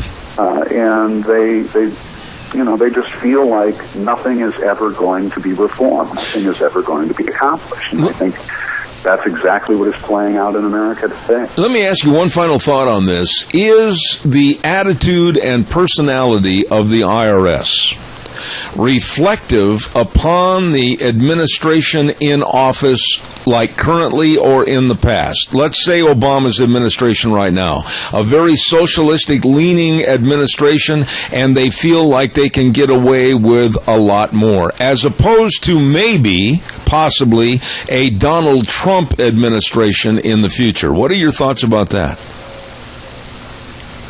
I wish I had more faith in change, but I saw what Hope and Change did starting in 2009. And frankly, this is not an Obama administration. It's not the sole domain or problem of the Obama administration. Has the Obama administration enhanced the whole notion of, the bureaucracy, the bureaucratic nation? Yeah, absolutely. Very much so. Totally expanded it. But it was going on in, so-called conservative administrations. You just have this massive federal network of hundreds of thousands of employees and multi-billions of dollars.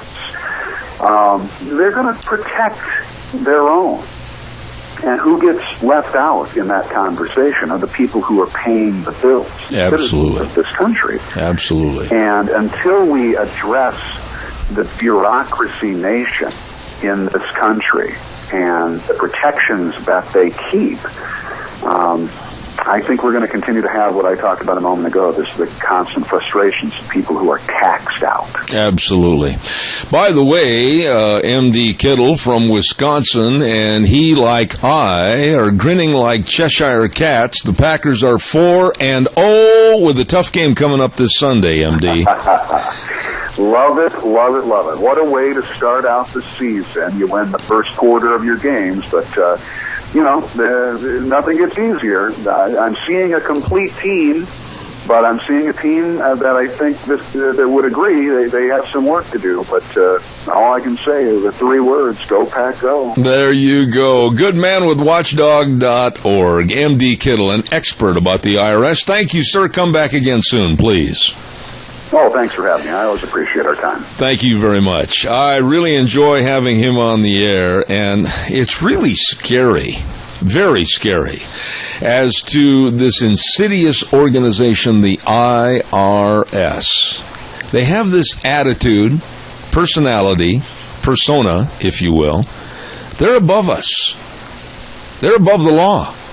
They can do what they want.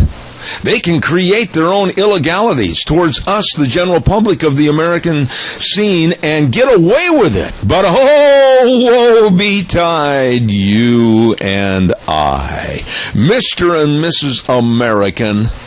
They will get us because we are guilty until we prove ourselves innocent.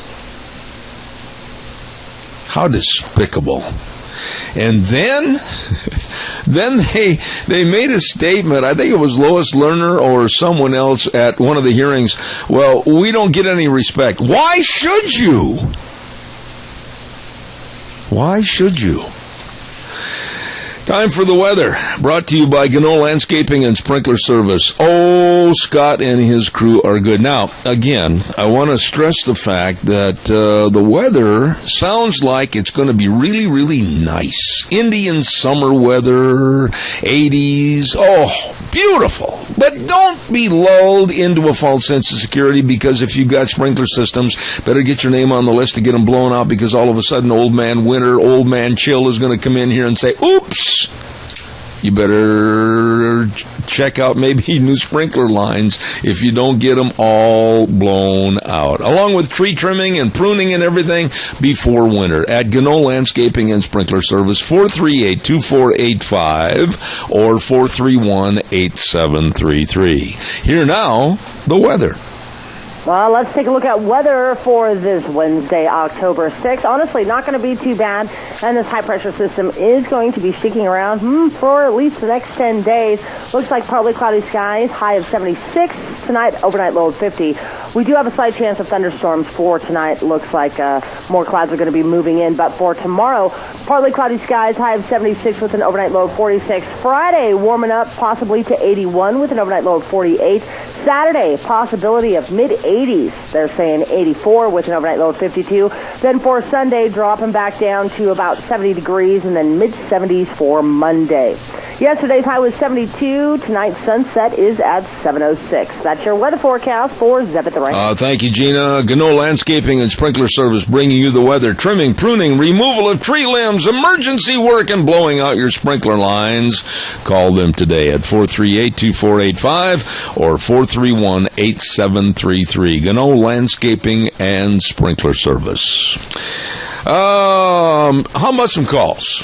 We've had, I think, some really interesting people on the air so far this morning, and we've got a couple of dandies coming up. It's really, boy, we've got a bunch left. Don't miss it.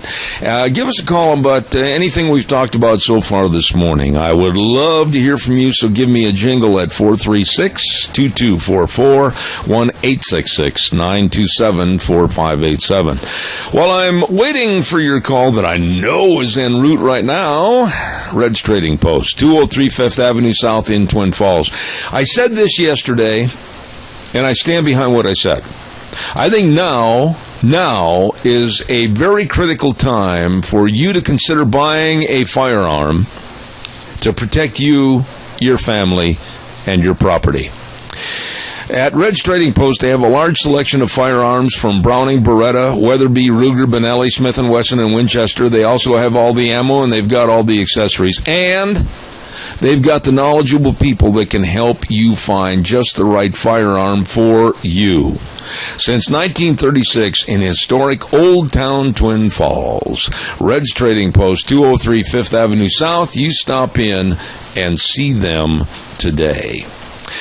There was a call on my cell phone yesterday, and I guess maybe I struck a nerve with someone, and that particular someone did not like my comment about now is, I think, a very good time to consider protecting yourself and your family with the purchase of a firearm. And this particular person said, there's too many guns now. We don't need any more guns. People need to get away from guns. Those people that say things like that, and by the way, that call was anonymous. I have no clue who it was from. Those kind of people are so disingenuous with what's going on. And they're so absolutely removed from really what needs to happen in this country. I maintain that situations in Roseburg, Oregon, and I know some people are going to get upset about this, but this is the way I feel. There is nothing more stupid than creating a gun-free zone. We have had mass murders, mass shootings in those respective gun-free zones. And right now, in this day and age, I wouldn't even consider, even if they pass laws and legislation saying I can't, by law, I still will carry a gun to protect myself and my family. The bad guys are not going to beat me. The bad guys are not going to read about a new law. The bad guys are not going to pay any attention to gun-free zones. Caller, good morning. You're on the air. Good morning, Zeb. This is Mike Campbell. Yes, Mike. Hey, old friend. I'd like everybody to get on their computer and Google Operation Choke Point. And I think you might find that very interesting. This was perpetrated by our illustrious White House. I know it came straight from the top, where the FDIC, the people that insure our money in the banks, went around to all of the banks across this nation and told them that if they continued to do business with gun manufacturers, people who manufacture ammunition, retail stores, or anybody else that had anything to do with firearms, that they would no longer insure their banks. Yep. Now this was supposed to have been defunded in June of this year by the Congress. They had hearings on it and stuff, and the head of the FDIC got up there and just really made a mockery of himself. But I did a little covert operation here. A couple of weeks ago, I went to one of our local banks that I do business with and have for many years. And I just happened to mention that my wife and I wanted to open a gun store. And, could we open an account there? And they said, we cannot do business with you if you open a gun store. So this thing hasn't gone away. It's really quite interesting how they're trying to destroy people being able to own weapons in this country. Yeah, Mike, let's call it a spade a spade. And I'm running out of time here, so I'm going to have to hurry you along a little bit. The fact is, our government is acting as an agent of a Gestapo, communistic Nazi organization of trying to stymie and stifle and stop free enterprise business because they don't agree with it. That's exactly right. They are socialists and communists, and they are dangerous. Absolutely. Anybody out there remember the National Socialist Party of Germany? Absolutely. I believe they called themselves Nazis. They are dangerous people, and we have got to stand up to them. And it's not just about guns. There's so many other areas that we're being treated like criminals because of government intervention, and you will do it their way or you will pay. Mike, God bless you, man, and call me again when I have more time. I appreciate it, okay? Okay, buddy. Thanks, buddy. God bless you. Caller number 2, I'll try to get with you in just a second. Stand by. Scows CarQuest Auto and Truck Parts Centers in Rupert, Heyburn, and Burley. Every detail matters, as it has with the Scows since 1949. The best of parts sales and service, and they've got 3 locations serving you in Rupert, in Burley, and also at I-84 exit 211 in Heyburn. Believe me, they know automobiles. They know trucks. They know parts. They know service. They know how to take care of your vehicle. Stop in and see them today. Scows CarQuest Centers, and they always say every detail matters at Scows. Caller, quickly, you're on the air. Yes, good morning, Zeb. Yes, sir. We're no longer dealing with punk criminals. We're dealing with hardcore drug cartels and the terrorists who are already here in this country. Oh, I totally agree, and we're letting the government manipulate their powers over us that are adverse to the Constitution. Oh, absolutely. The American public has no idea just how much danger we are in. Absolutely. Well, we're going to keep preaching and teaching right here on this program, so Tony, God bless you, man. We appreciate it. Okay. All right, my friend. Say hello to Mary. Wonderful people right there. Thank you. Hey, by the way, you're listening to Zeb at the Ranch. Make sure you're hearing everything. Contact Mount Harrison Audiology for hearing screening. Call 312-0957. Don't miss next hour. We're going to be talking about the absolute idiocy of Obama trade bill with Richard Manning, and then gun control with Jeff Dickens at 10:30. I'll see you in 6. Zeb at the Ranch.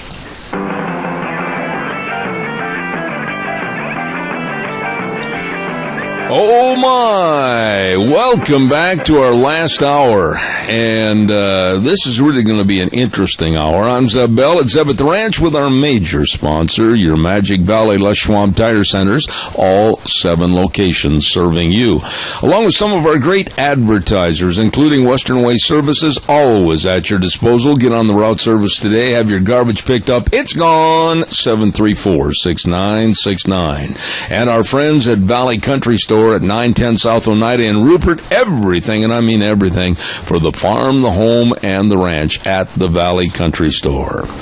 We're going to have our guest with us momentarily, but right now I want to remind everybody about the Chadwick Sports Grill. Great eating. 139 West Main in Burley. Stop in. Here is the special for today. Chicken curry over white rice served with veggies and super salad. That sounds really, really good. Chicken curry over white rice. Today the special, along with all the other great menu choices at the Chadwick Sports Grill. 139 West Main in Burley. Really good, folks. Let's go to the phone line. And I've been looking forward to having this gentleman on my program ever since I booked him for this time slot. He is the president for Americans for Limited Government, and I also was reading some of his bio, and he was a George Bush appointee as Public Affairs Chief of Staff at the United States Department of Labor in years gone by. And we say good morning to Richard Manning. Richard, good morning, sir. Sorry about that, sir, for the inconvenience.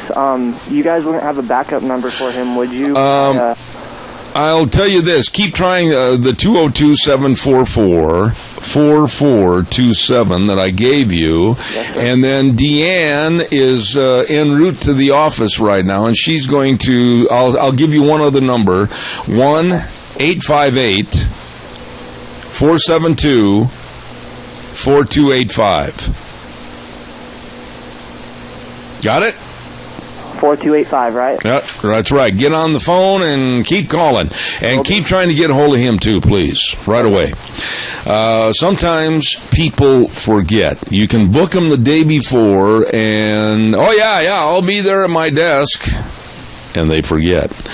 And hopefully we can get him on the air. Very interesting topic this morning about that Trans-Pacific trade bill that I've always been against ever since I heard about it. Deanne, can you see what you can do to get that guy on the phone for us, please? I'd appreciate that. And while we're waiting, how about you give me a call at 436-2244, 1-866-927-4587. I'd like to hear what your thoughts are. So far, are you back there, Wheels?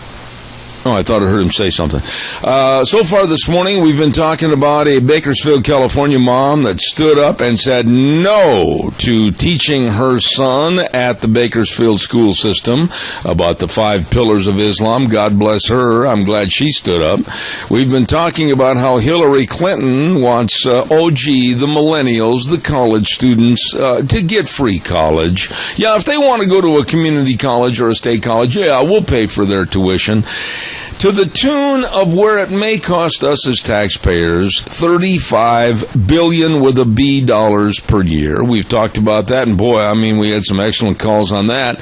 Then we also talked about playground consultants in Minnesota that are getting $30,000 a year to watch, monitor, and correct what kids say at recess time on the playground. Absolute incompetence what's going on in this country. Let me see if Wheels has got some information for us. I don't. I tried that other number, and it just went to her voicemail. Oh, my goodness sake. So Deanne's going to try to get those folks on the air over here, and we'll see what we can get accomplished. But Wheels, keep trying that number, that first number, okay? Will do. All right, buddy, thanks.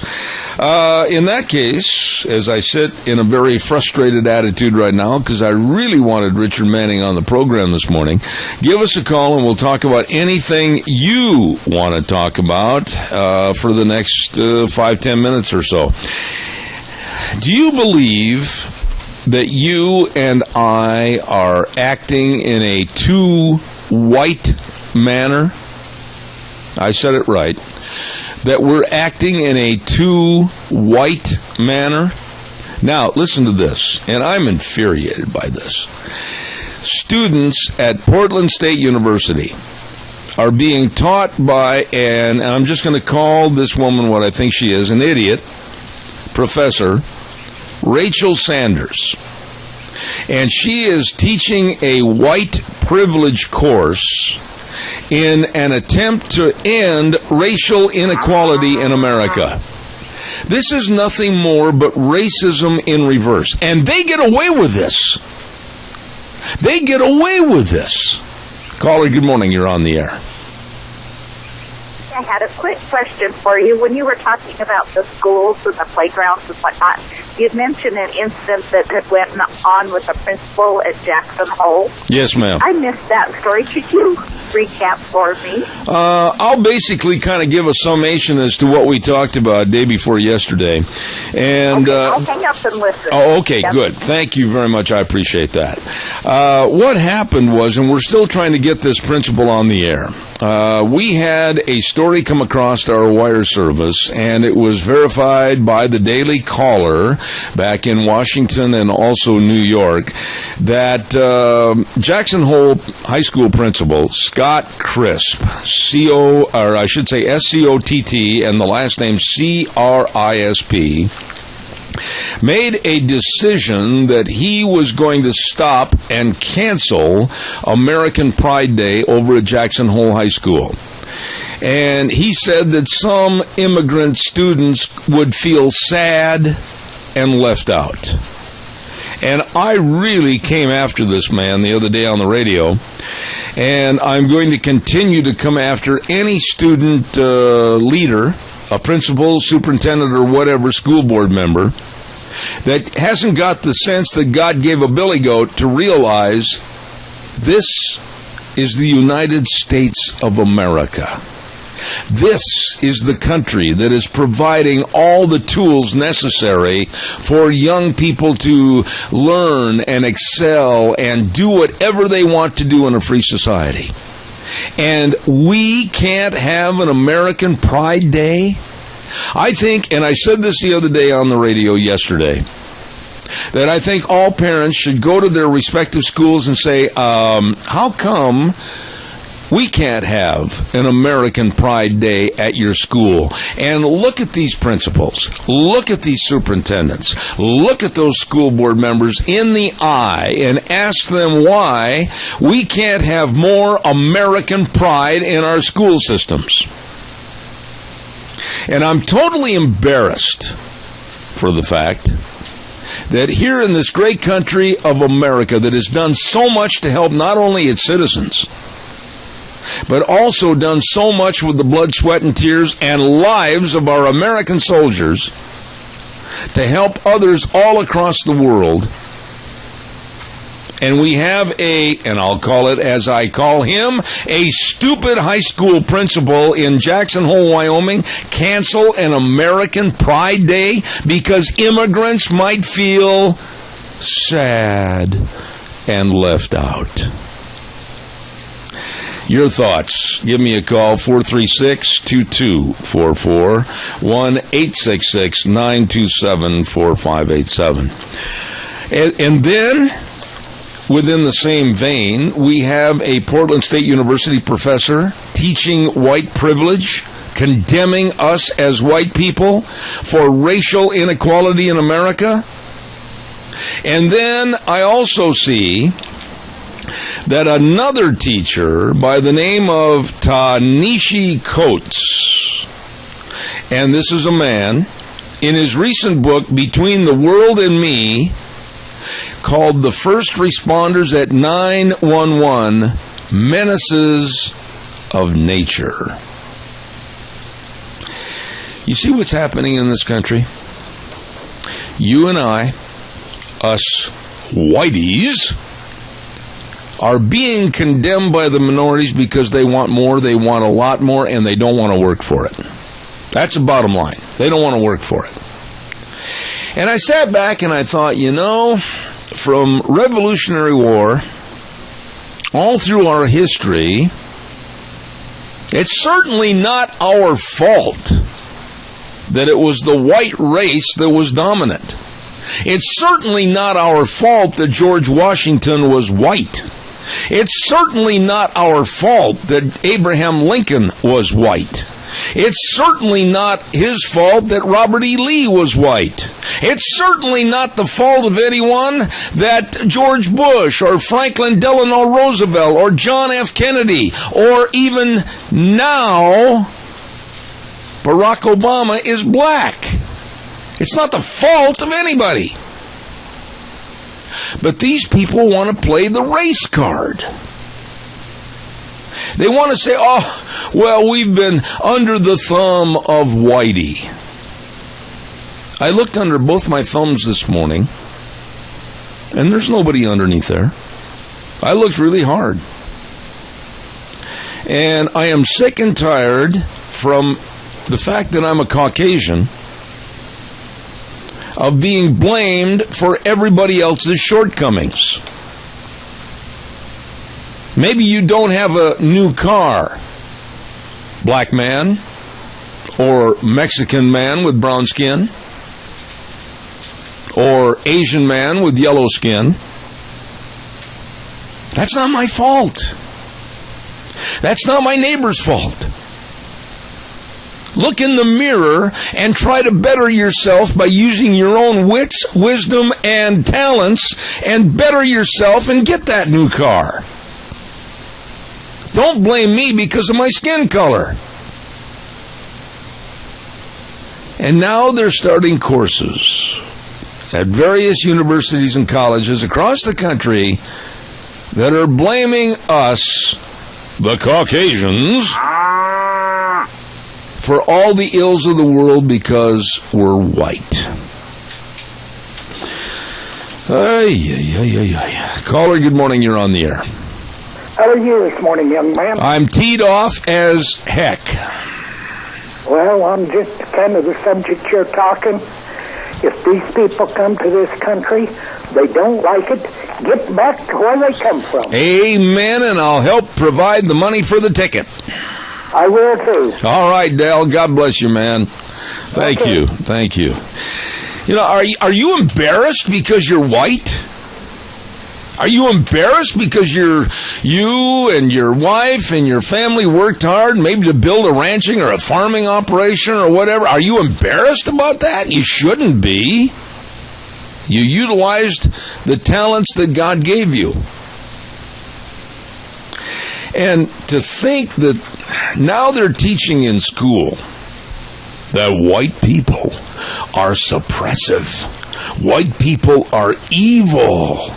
And they started like Binghamton University, a course called The Social Construction of Whiteness, which will explore the intersection of whiteness and white privilege. Oh, we're bad people. No, I'm not. I'm not going to toot my own horn here, but I am going to say something that's a fact, and it's not bragging if it's a fact. I've taken a lot of time and effort and money out of my own pocket on this program for almost 20 years to help others. Whether it's the senior citizens, whether it's people with the Heart Foundation, or whether it's with the Relay for Life for cancer, or whether it's anything to do with those that are less advantaged at Christmas time. And then they want to turn around and damn me and others because of the color of my skin. I don't know what's the matter with these colleges, whether it's Portland State University or whether it's the University of Alabama, Birmingham, or whether it's Binghamton University or USC in California. Why? Why do they want to stimulate hatred between the races and condemn the white man or the white woman as us perpetuating inequality? This makes me fighting mad. What about you? Give me a call at 436-2244, 1-866-927-4587. Well, I have a minute, and boy, I've had a lot of them with my guests not showing up. I'd like to remind you about Harris Plumbing NG. Yep, for all your plumbing service needs. Now listen, whether it's a drip, a leak, or a clog, main water line repair, water heaters and softeners, I know these people because they are our plumber, and they do a very conscientious and polite job to get you back where you should be with all your plumbing needs. Yep, that's right, one call does it all. 431-8633. That's the number for Harris Plumbing NG. You give them a call today. Really, really good folks. Also, I'd like to remind you about our friends at Ramsey Heating and Electric, excuse me, and Lennox, offering rebates on qualified Lennox home comfort systems.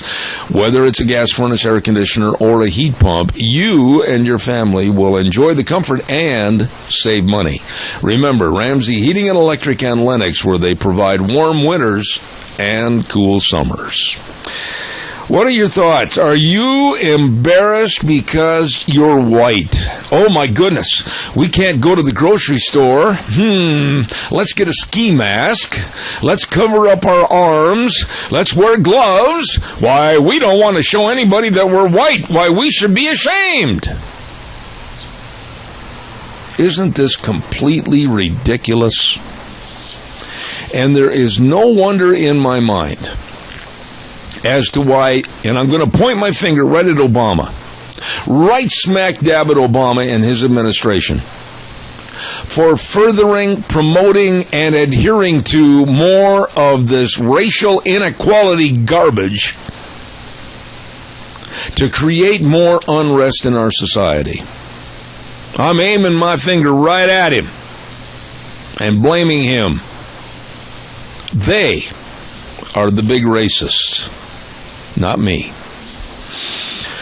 All right, give me a call, 436-2244, 1-866-927-4587. By the way, I had a chance to listen to some of the people, a very sad type of occasion on television last night up in Roseburg, Oregon. And one father in particularly, the father of one of the students that was shot at Umpqua Community College. And in no uncertain terms, this father does not want Obama to come and visit on Friday. No way. And he by far is not in the minority. Most of the people, and I called up there into that area, I know some people in the rodeo business. I've been all over, and I know friends and families all over this United States. And I called up there and I asked some people, and they said, no, we don't want Obama up here now. Let us mourn, let us grieve, and leave us alone when it comes to you coming in with your photographers and all your PR people and everything else trying to politicize a very, very disastrous situation. They don't want him up there. He made the statement hours after the shooting, and he went on television at a press conference, and he said, yes, this issue needs to be politicized. Those are his words, not mine. And the people that I talked to up in the Roseburg area, believe me, they do not want to see Air Force One land in Oregon, and they do not want to see Obama with a motorcade coming into Roseburg. They do not want him there. Calls are welcome, 436-2244, 1-866-927-4587. Want to remind you again, I've got a little time here, excuse me, hay fever season, that George and Donna Mass and others have put together a great big appreciation dinner for former Senator Dean Cameron. 24 years, I believe it's right, 24 years serving us as a state senator and serving us as a very, very gracious politician from this area. Well, it's going to be this Saturday, October 10th, and it's going to start at 4 p.m. in the afternoon, go till 6:30 at the Rupert Elks in Rupert. And the public's invited to be there, naturally. Valley. And it's a free will dinner to the point where you can come in and put whatever you can in the basket and enjoy an appreciation dinner for former Senator Dean Cameron. Some of the people that George wanted me to say thank you to, and I'd be more than happy to. Magic Valley Tires, the Twist family. Tires West in Burley, Randy, my old buddy. Magic Valley Tires in Rupert Lane, thank you very much. Rupert Elks, Dot Foods, Kelly Anthon, the new state senator, and Representative Fred Wood, Speaker of the House Scott Bedke, Minnetonka Veterans, Minidoka County Commissioners, Magic Valley Legion Riders, Gary Shoresman, good old boy from over there in Rupert, along with George and Donna Mass, and the Idaho Roll Call in Rupert. And those are some really good friends. And by the way, too, you can participate in that raffle they're having for the Youth for Liberty. They're giving away, through the raffle, a Remington 7mm mag, model 770 bolt action, stainless steel barrel, camo Monte Carlo stock, everything. And for more information, stop in at Reds and Paul or contact George at 650-0104. The other day, I got to tell you this story. The other day I dialed George's number, but I got the last 4 digits turned around, and a man answered the phone and in no uncertain terms let me know that I had the wrong number. Boy, I appreciated his information. Thank you very much. I am sorry I called wrong. Anyhow, be sure to attend that appreciation dinner this Saturday for former Senator Dean Cameron at the Rupert Elks, starting at 4 p.m. in the afternoon. I will get a hold of C.J. Wheeler back in Washington, D.C., and I will try to rebook the meeting with Rick Manning of the Americans for Limited Government and find out why he did not show this morning, and we'll try to reschedule him. It will have to be probably next week because I'm booked solid for tomorrow, but it's a story that we absolutely need to go into in regards to the idiocy and hypocrisy of the Trans-Pacific Partnership trade deal. It's not going to help us at all. Okay? And we're going to try to get that rescheduled on our program. Whew! There, we managed to cover about 29 minutes without a guest, and I thought we did very well. Thank you very much. And right now we're going to send it back over to our main studios for about 3 minutes, and then hopefully we're going to have Jeff Dickens on the phone from Newsbusters talking about gun control. Don't go away. I'll be back in about 3 minutes. And now, back to Zeb at the Ranch on AM 1230 KBAR. To reach Zeb, call 436-2244 or toll free 1-866-927-4587. And now, here is Zeb Bell. Thank you very much. Welcome back to our last half hour. And hopefully, I'm going to ask him first. Wheels, don't you dare give me any bad information. Is our guest going to be with us this half hour? Yes, sir. Jeff is on the phone for Does it make you feel better? It did me. Yeah, it made me feel a lot better. Okay, thanks, buddy. You're welcome. Ladies and gentlemen, I'm very, very honored to have this man back on my program. He's been here before. His name is Jeffrey Dickens. He's with Newsbusters, and I'm very happy to have him. Good morning, Jeff. How are you? Thanks for having me back on, Zeb. Great. Always a pleasure until I think about the subject matter that we're going to talk about. That is not a pleasure. We're going to talk about possible gun control and what has happened in this country as of late with another absolutely horrendous shooting in Oregon, in Roseburg. And I'll say this, and then I want you to kind of give me your synopsis. I thought it was extremely tacky. I thought it was extremely low class. It was below the Oval Office standard, I thought. Before the facts were in and before, honestly, the gun barrel had cooled, Obama came out and said he was going to politicize this event. What are your thoughts? Yeah, you're right. It was amazing that he actually used the word politicize. And what was also amazing is that instead of the liberal journalists on the network news and on cable coming out and saying, what an audacious statement for Obama to actually admit that he's going to politicize the shooting, to to advocate for more gun control, they pretty much just went along with it. And, you had Scott Pelley saying on CBC News on the very day of this shooting, I mean, like you said, the barrel wasn't even cool yet. Each mass shooting brings new calls for tougher gun laws right to the gun control advocacy.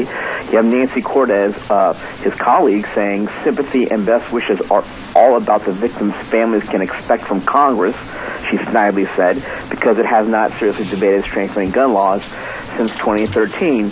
And as I wrote on Newsbusters, this follows the same old pattern of the liberal media. Whenever there's a tragic mass shooting, they won't explore, actual solutions that prevent another tragedy like this. They just go ahead and advocate for gun policies that, quite frankly, are either already on the books or going to be ignored by these criminals. Yeah, okay, now let's stop right there for a second.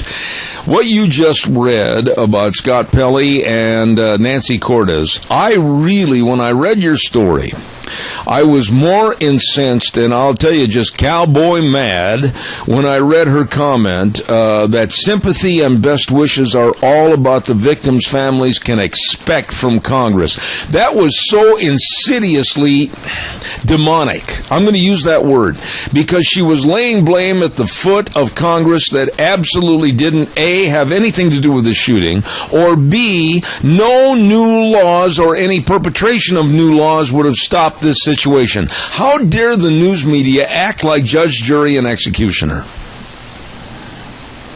No, you're right. And again, you also have not just Nancy Cortez and Scott Pelley, but you also have Chuck Todd saying it's not just us in the media. He probably, speaking about Obama, has to go grab this and campaign around the country as if he wants to refocus Washington on this issue.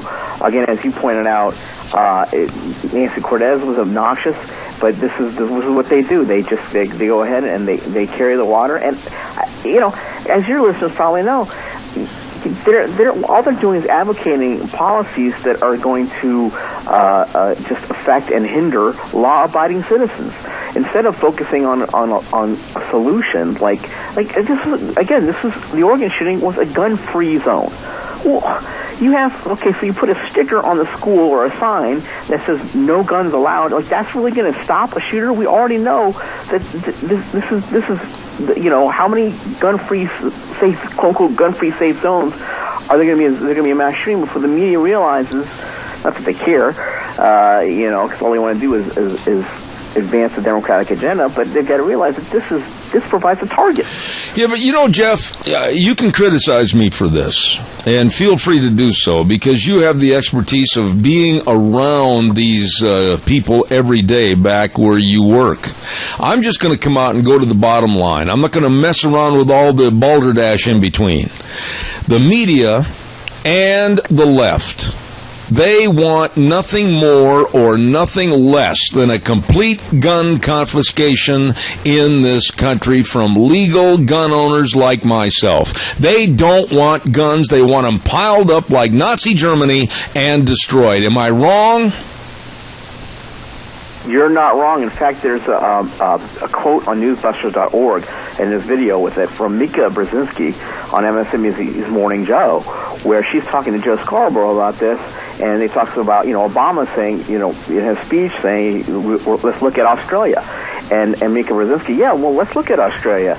And why can't we pass a law like that? And Joe Scarborough points out that law is a mandated gun buyback, which is essentially confiscation. And Mika Brzezinski says, what's wrong with that? And then, even further, she says, what's wrong with establishing a national registry of the guns and gun owners? And of course, Joe Scarborough, to his credit, was stunned by it. But again, you just go, please go to newsbusters.com. There's a headline: Mika: why not a gun ban? Why not a gun ban like in Australia? ?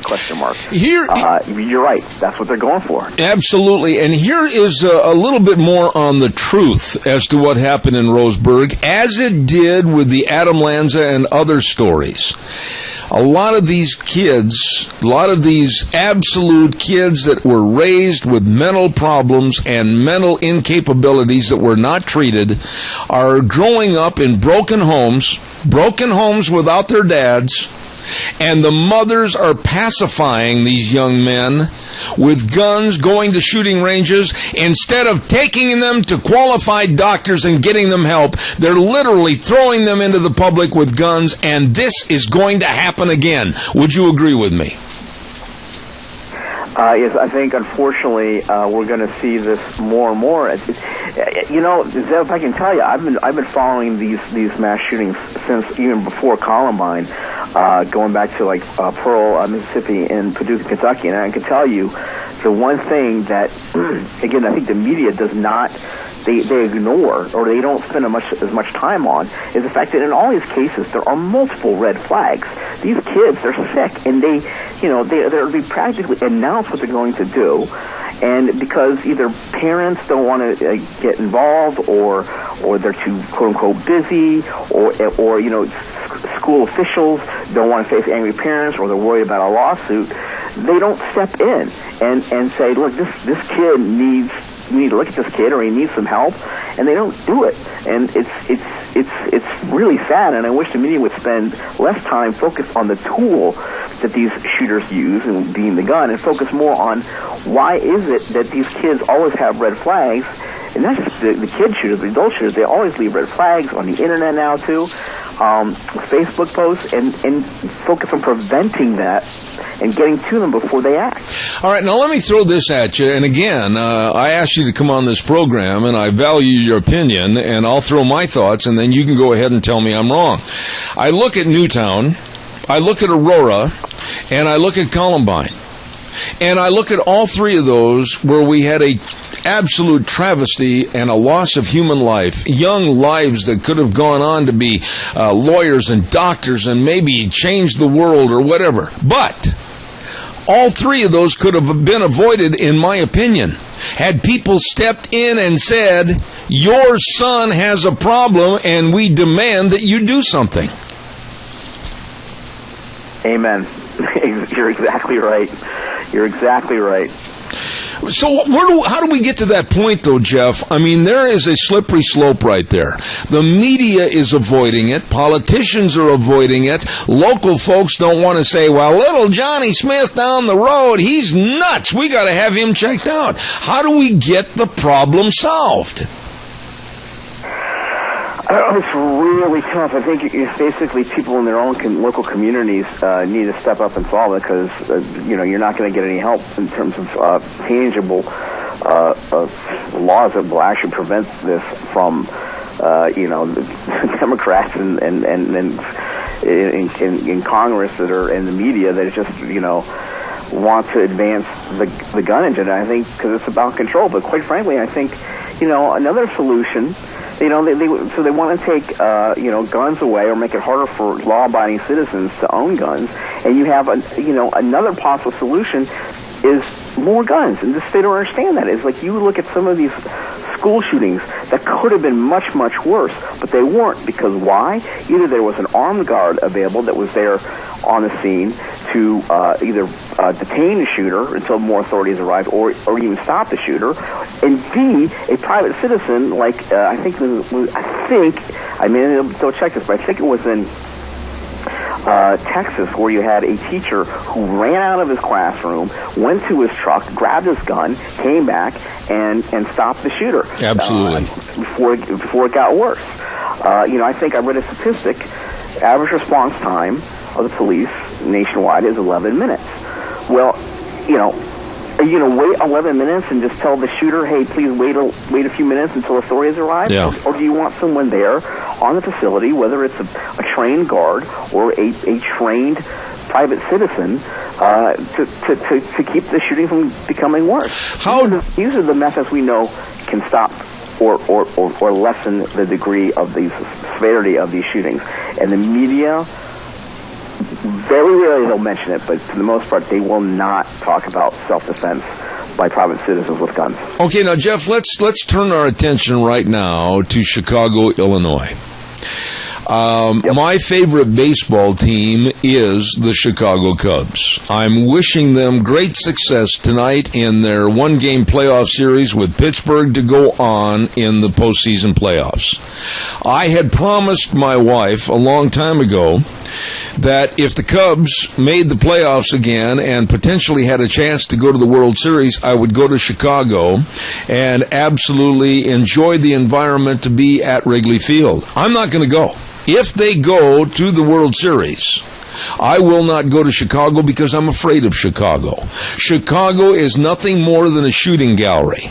Chicago goes underneath the same federal and state laws as do many states on gun control. None of them are working because the bad people have the guns. And I will not subject myself to being a target by bad people. No, you raise a great point. This is something the media refuses to address in terms of the Chicago shootings. And this is how many years this has gone on where Chicago is just... Yeah, here you have Illinois, which has one of the stringent gun laws in the nation. And yet they still have this rampant violence. It's basic logic that the media seems to ignore, which is a criminal, by his nature, a criminal is not going to obey the law. They will find a way. I mean, these especially these mass shooters, they're sick in the head, and they're highly motivated. They plan these shootings out months ahead of time.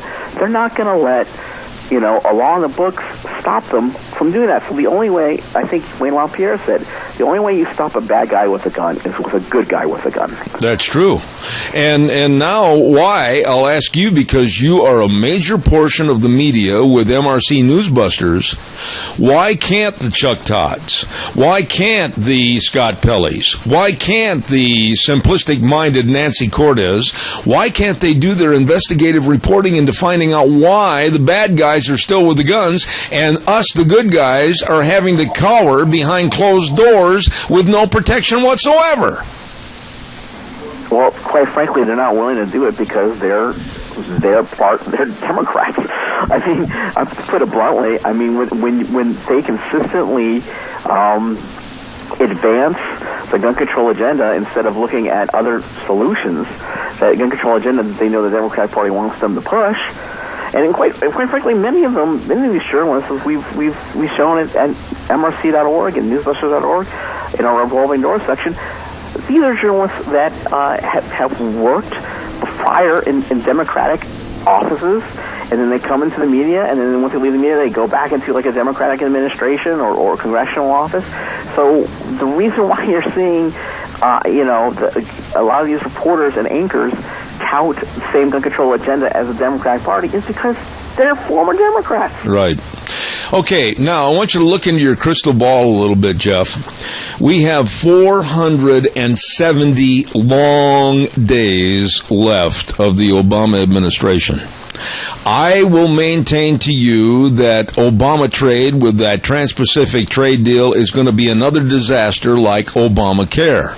I also throw at you that this man and his administration and being in bed with the media is going to do something that is absolutely against the United States Constitution regarding gun ownership in the next 470 days. Do you agree or disagree?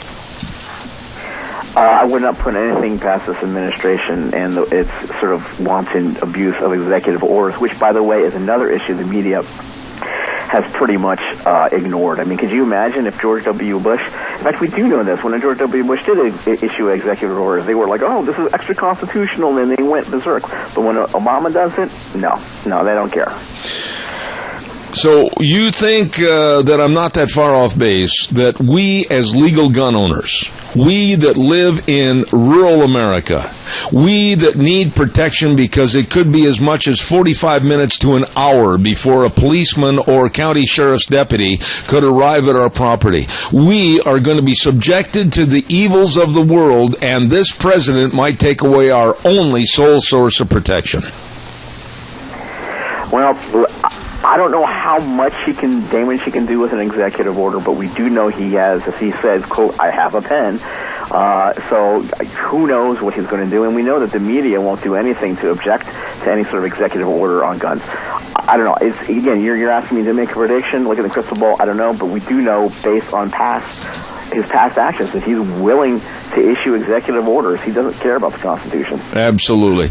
Jeff, you're always welcome on my program. Jeff Dickens with MRC Newsbusters. God bless you, man. I appreciate you. And I'll call and have you back on. Thank you. Thank you so much. All right, you take care. I'm really worried. I know a lot of you folks out there in the audience, you're probably going, oh, Zeb. No, I am.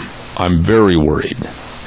I will back up and say what I've said for the last couple of days on this program. When I do an advertisement for a gun dealer, I think now is the time, more than ever before, for husbands and wives and families to be very, very cognizant of the dangers of the real world out there and be able to protect themselves. I think having the knowledge and the safety of firearms embedded in their minds is absolutely taking precedent today. And I worry about legal gun owners. I worry about citizens being subjected to the horrors of an evil society without being able to protect themselves and, quite frankly, take down the bad guys. I've got to get a weather forecast in here, and I'll take some more of your calls. Give me a jingle.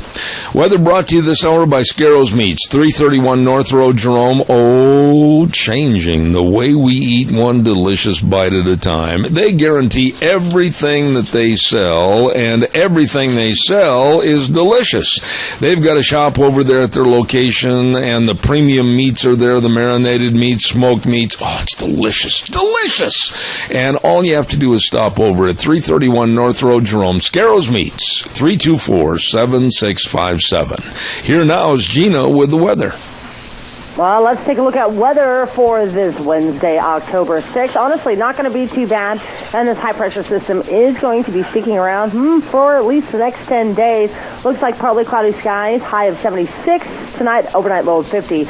We do have a slight chance of thunderstorms for tonight. Looks like more clouds are going to be moving in, but for tomorrow, partly cloudy skies, high of 76 with an overnight low of 46. Friday, warming up possibly to 81 with an overnight low of 48. Saturday, possibility of mid-80s. They're saying 84 with an overnight low of 52. Then for Sunday, dropping back down to about 70 degrees and then mid-70s for Monday. Yesterday's high was 72. Tonight's sunset is at 7:06. That's your weather forecast for Zeb at the Ranch. I thank you, Gina, and brought to you by Scarrows Meats, 331 North Road, Jerome, 324-7657. They are changing the way we eat one delicious bite at a time. I want to ask you a question. Excuse my throat, hay fever. The question is this, and it's a very simple question.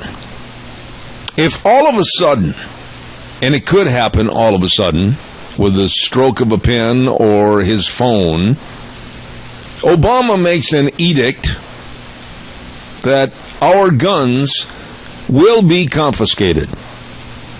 They will send in the National Guard. They will send in units of special forces to all communities with a demand that all guns and ammunition will be stockpiled at a certain location. Will you do it? Will you turn over your guns? Will you turn over your ammunition? Will you be subjected to absolutely no protection from that point on? It'll never return. It will never return.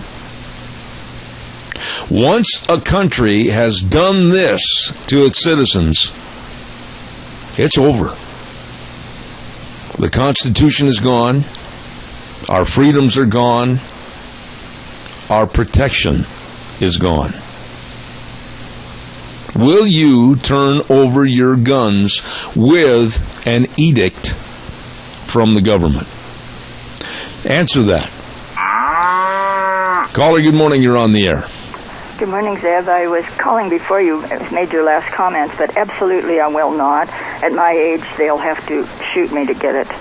But I want to tell you quickly, there have been 3 instances, actually a few more, but 3 that stand out the most. One time I actually had to shoot someone who was an intruder in my home, and years ago when I was rodeoing on the road all the time, as at the end of everything, the police officer or the state patrolman told me that I actually probably had saved some lives of 2 people because I had a gun and drove into a rest area where 2 people were being robbed and abducted.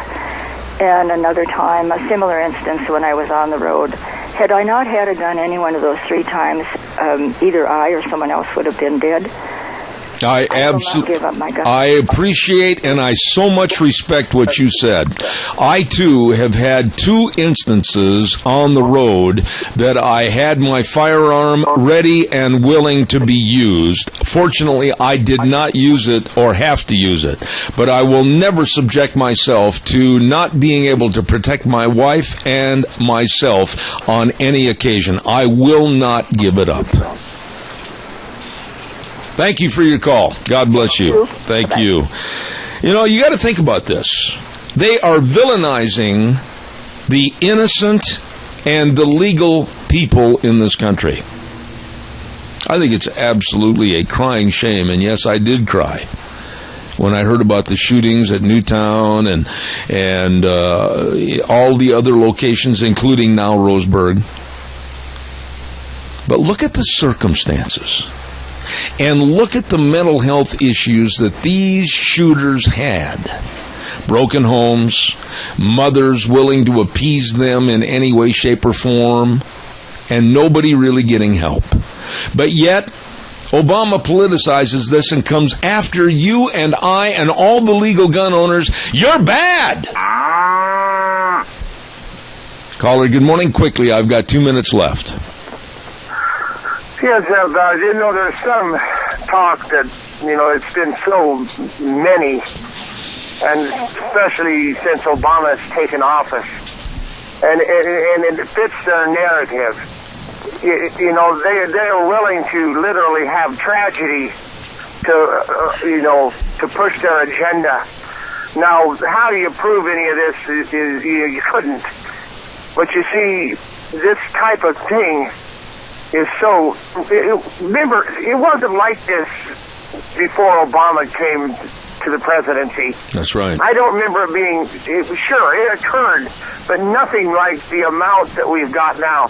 And you wonder if somehow maybe these people are online and they have conversations. I don't know, Zeb. It's all speculation, and maybe I sound nuts. No, I'm going to... I'm not the one that... I read about this, about what people are thinking about how this is occurring. I absolutely would not say anything derogatory about your mental state when you bring up a very valid point as to how these things have had a cumulative effect ever since this man, Obama, has come into office. And I'm going to talk more about this tomorrow morning in the first hour. Call me back when I have more time, Randy. I appreciate it. And God bless you, man. Thanks. See ya. All right. Man, I'll tell you what, it's a very, very touchy subject, but I'm going to ask the question again tomorrow. Would you give up your gun? Don't forget your Magic Valley Les Schwab Tire Centers, all 7 locations serving you with the best brake value promise in the industry with very highly professionally trained technicians, and they'll provide for you free brake inspections and estimates, premium quality parts, and always the brake industry's best warranty. They are the best at brakes, front end alignment, shocks and struts, batteries, but of course, the best in tires. I mean, they've got all the safe driving tires for your driving needs for your cars, pickups, SUVs. Like right now on sale is the Eclipse tire. All-season traction, smooth, quiet ride, and you don't want to pass it up because it's on sale now. Stop in and see Lane and Rupert, Dave on Blue Lakes and Twin, Mike and Buell, Mike and Jerome, the Twist family in Paul, John on Pole Line in Twin Falls, and Randy on Overland in Burley. The best. Your Magic Valley Les Schwab Tire Centers. You're listening to Zeb at the Ranch. Make sure you're hearing everything. Contact Mount Harrison Audiology for a hearing screening. Call 312-0957 today.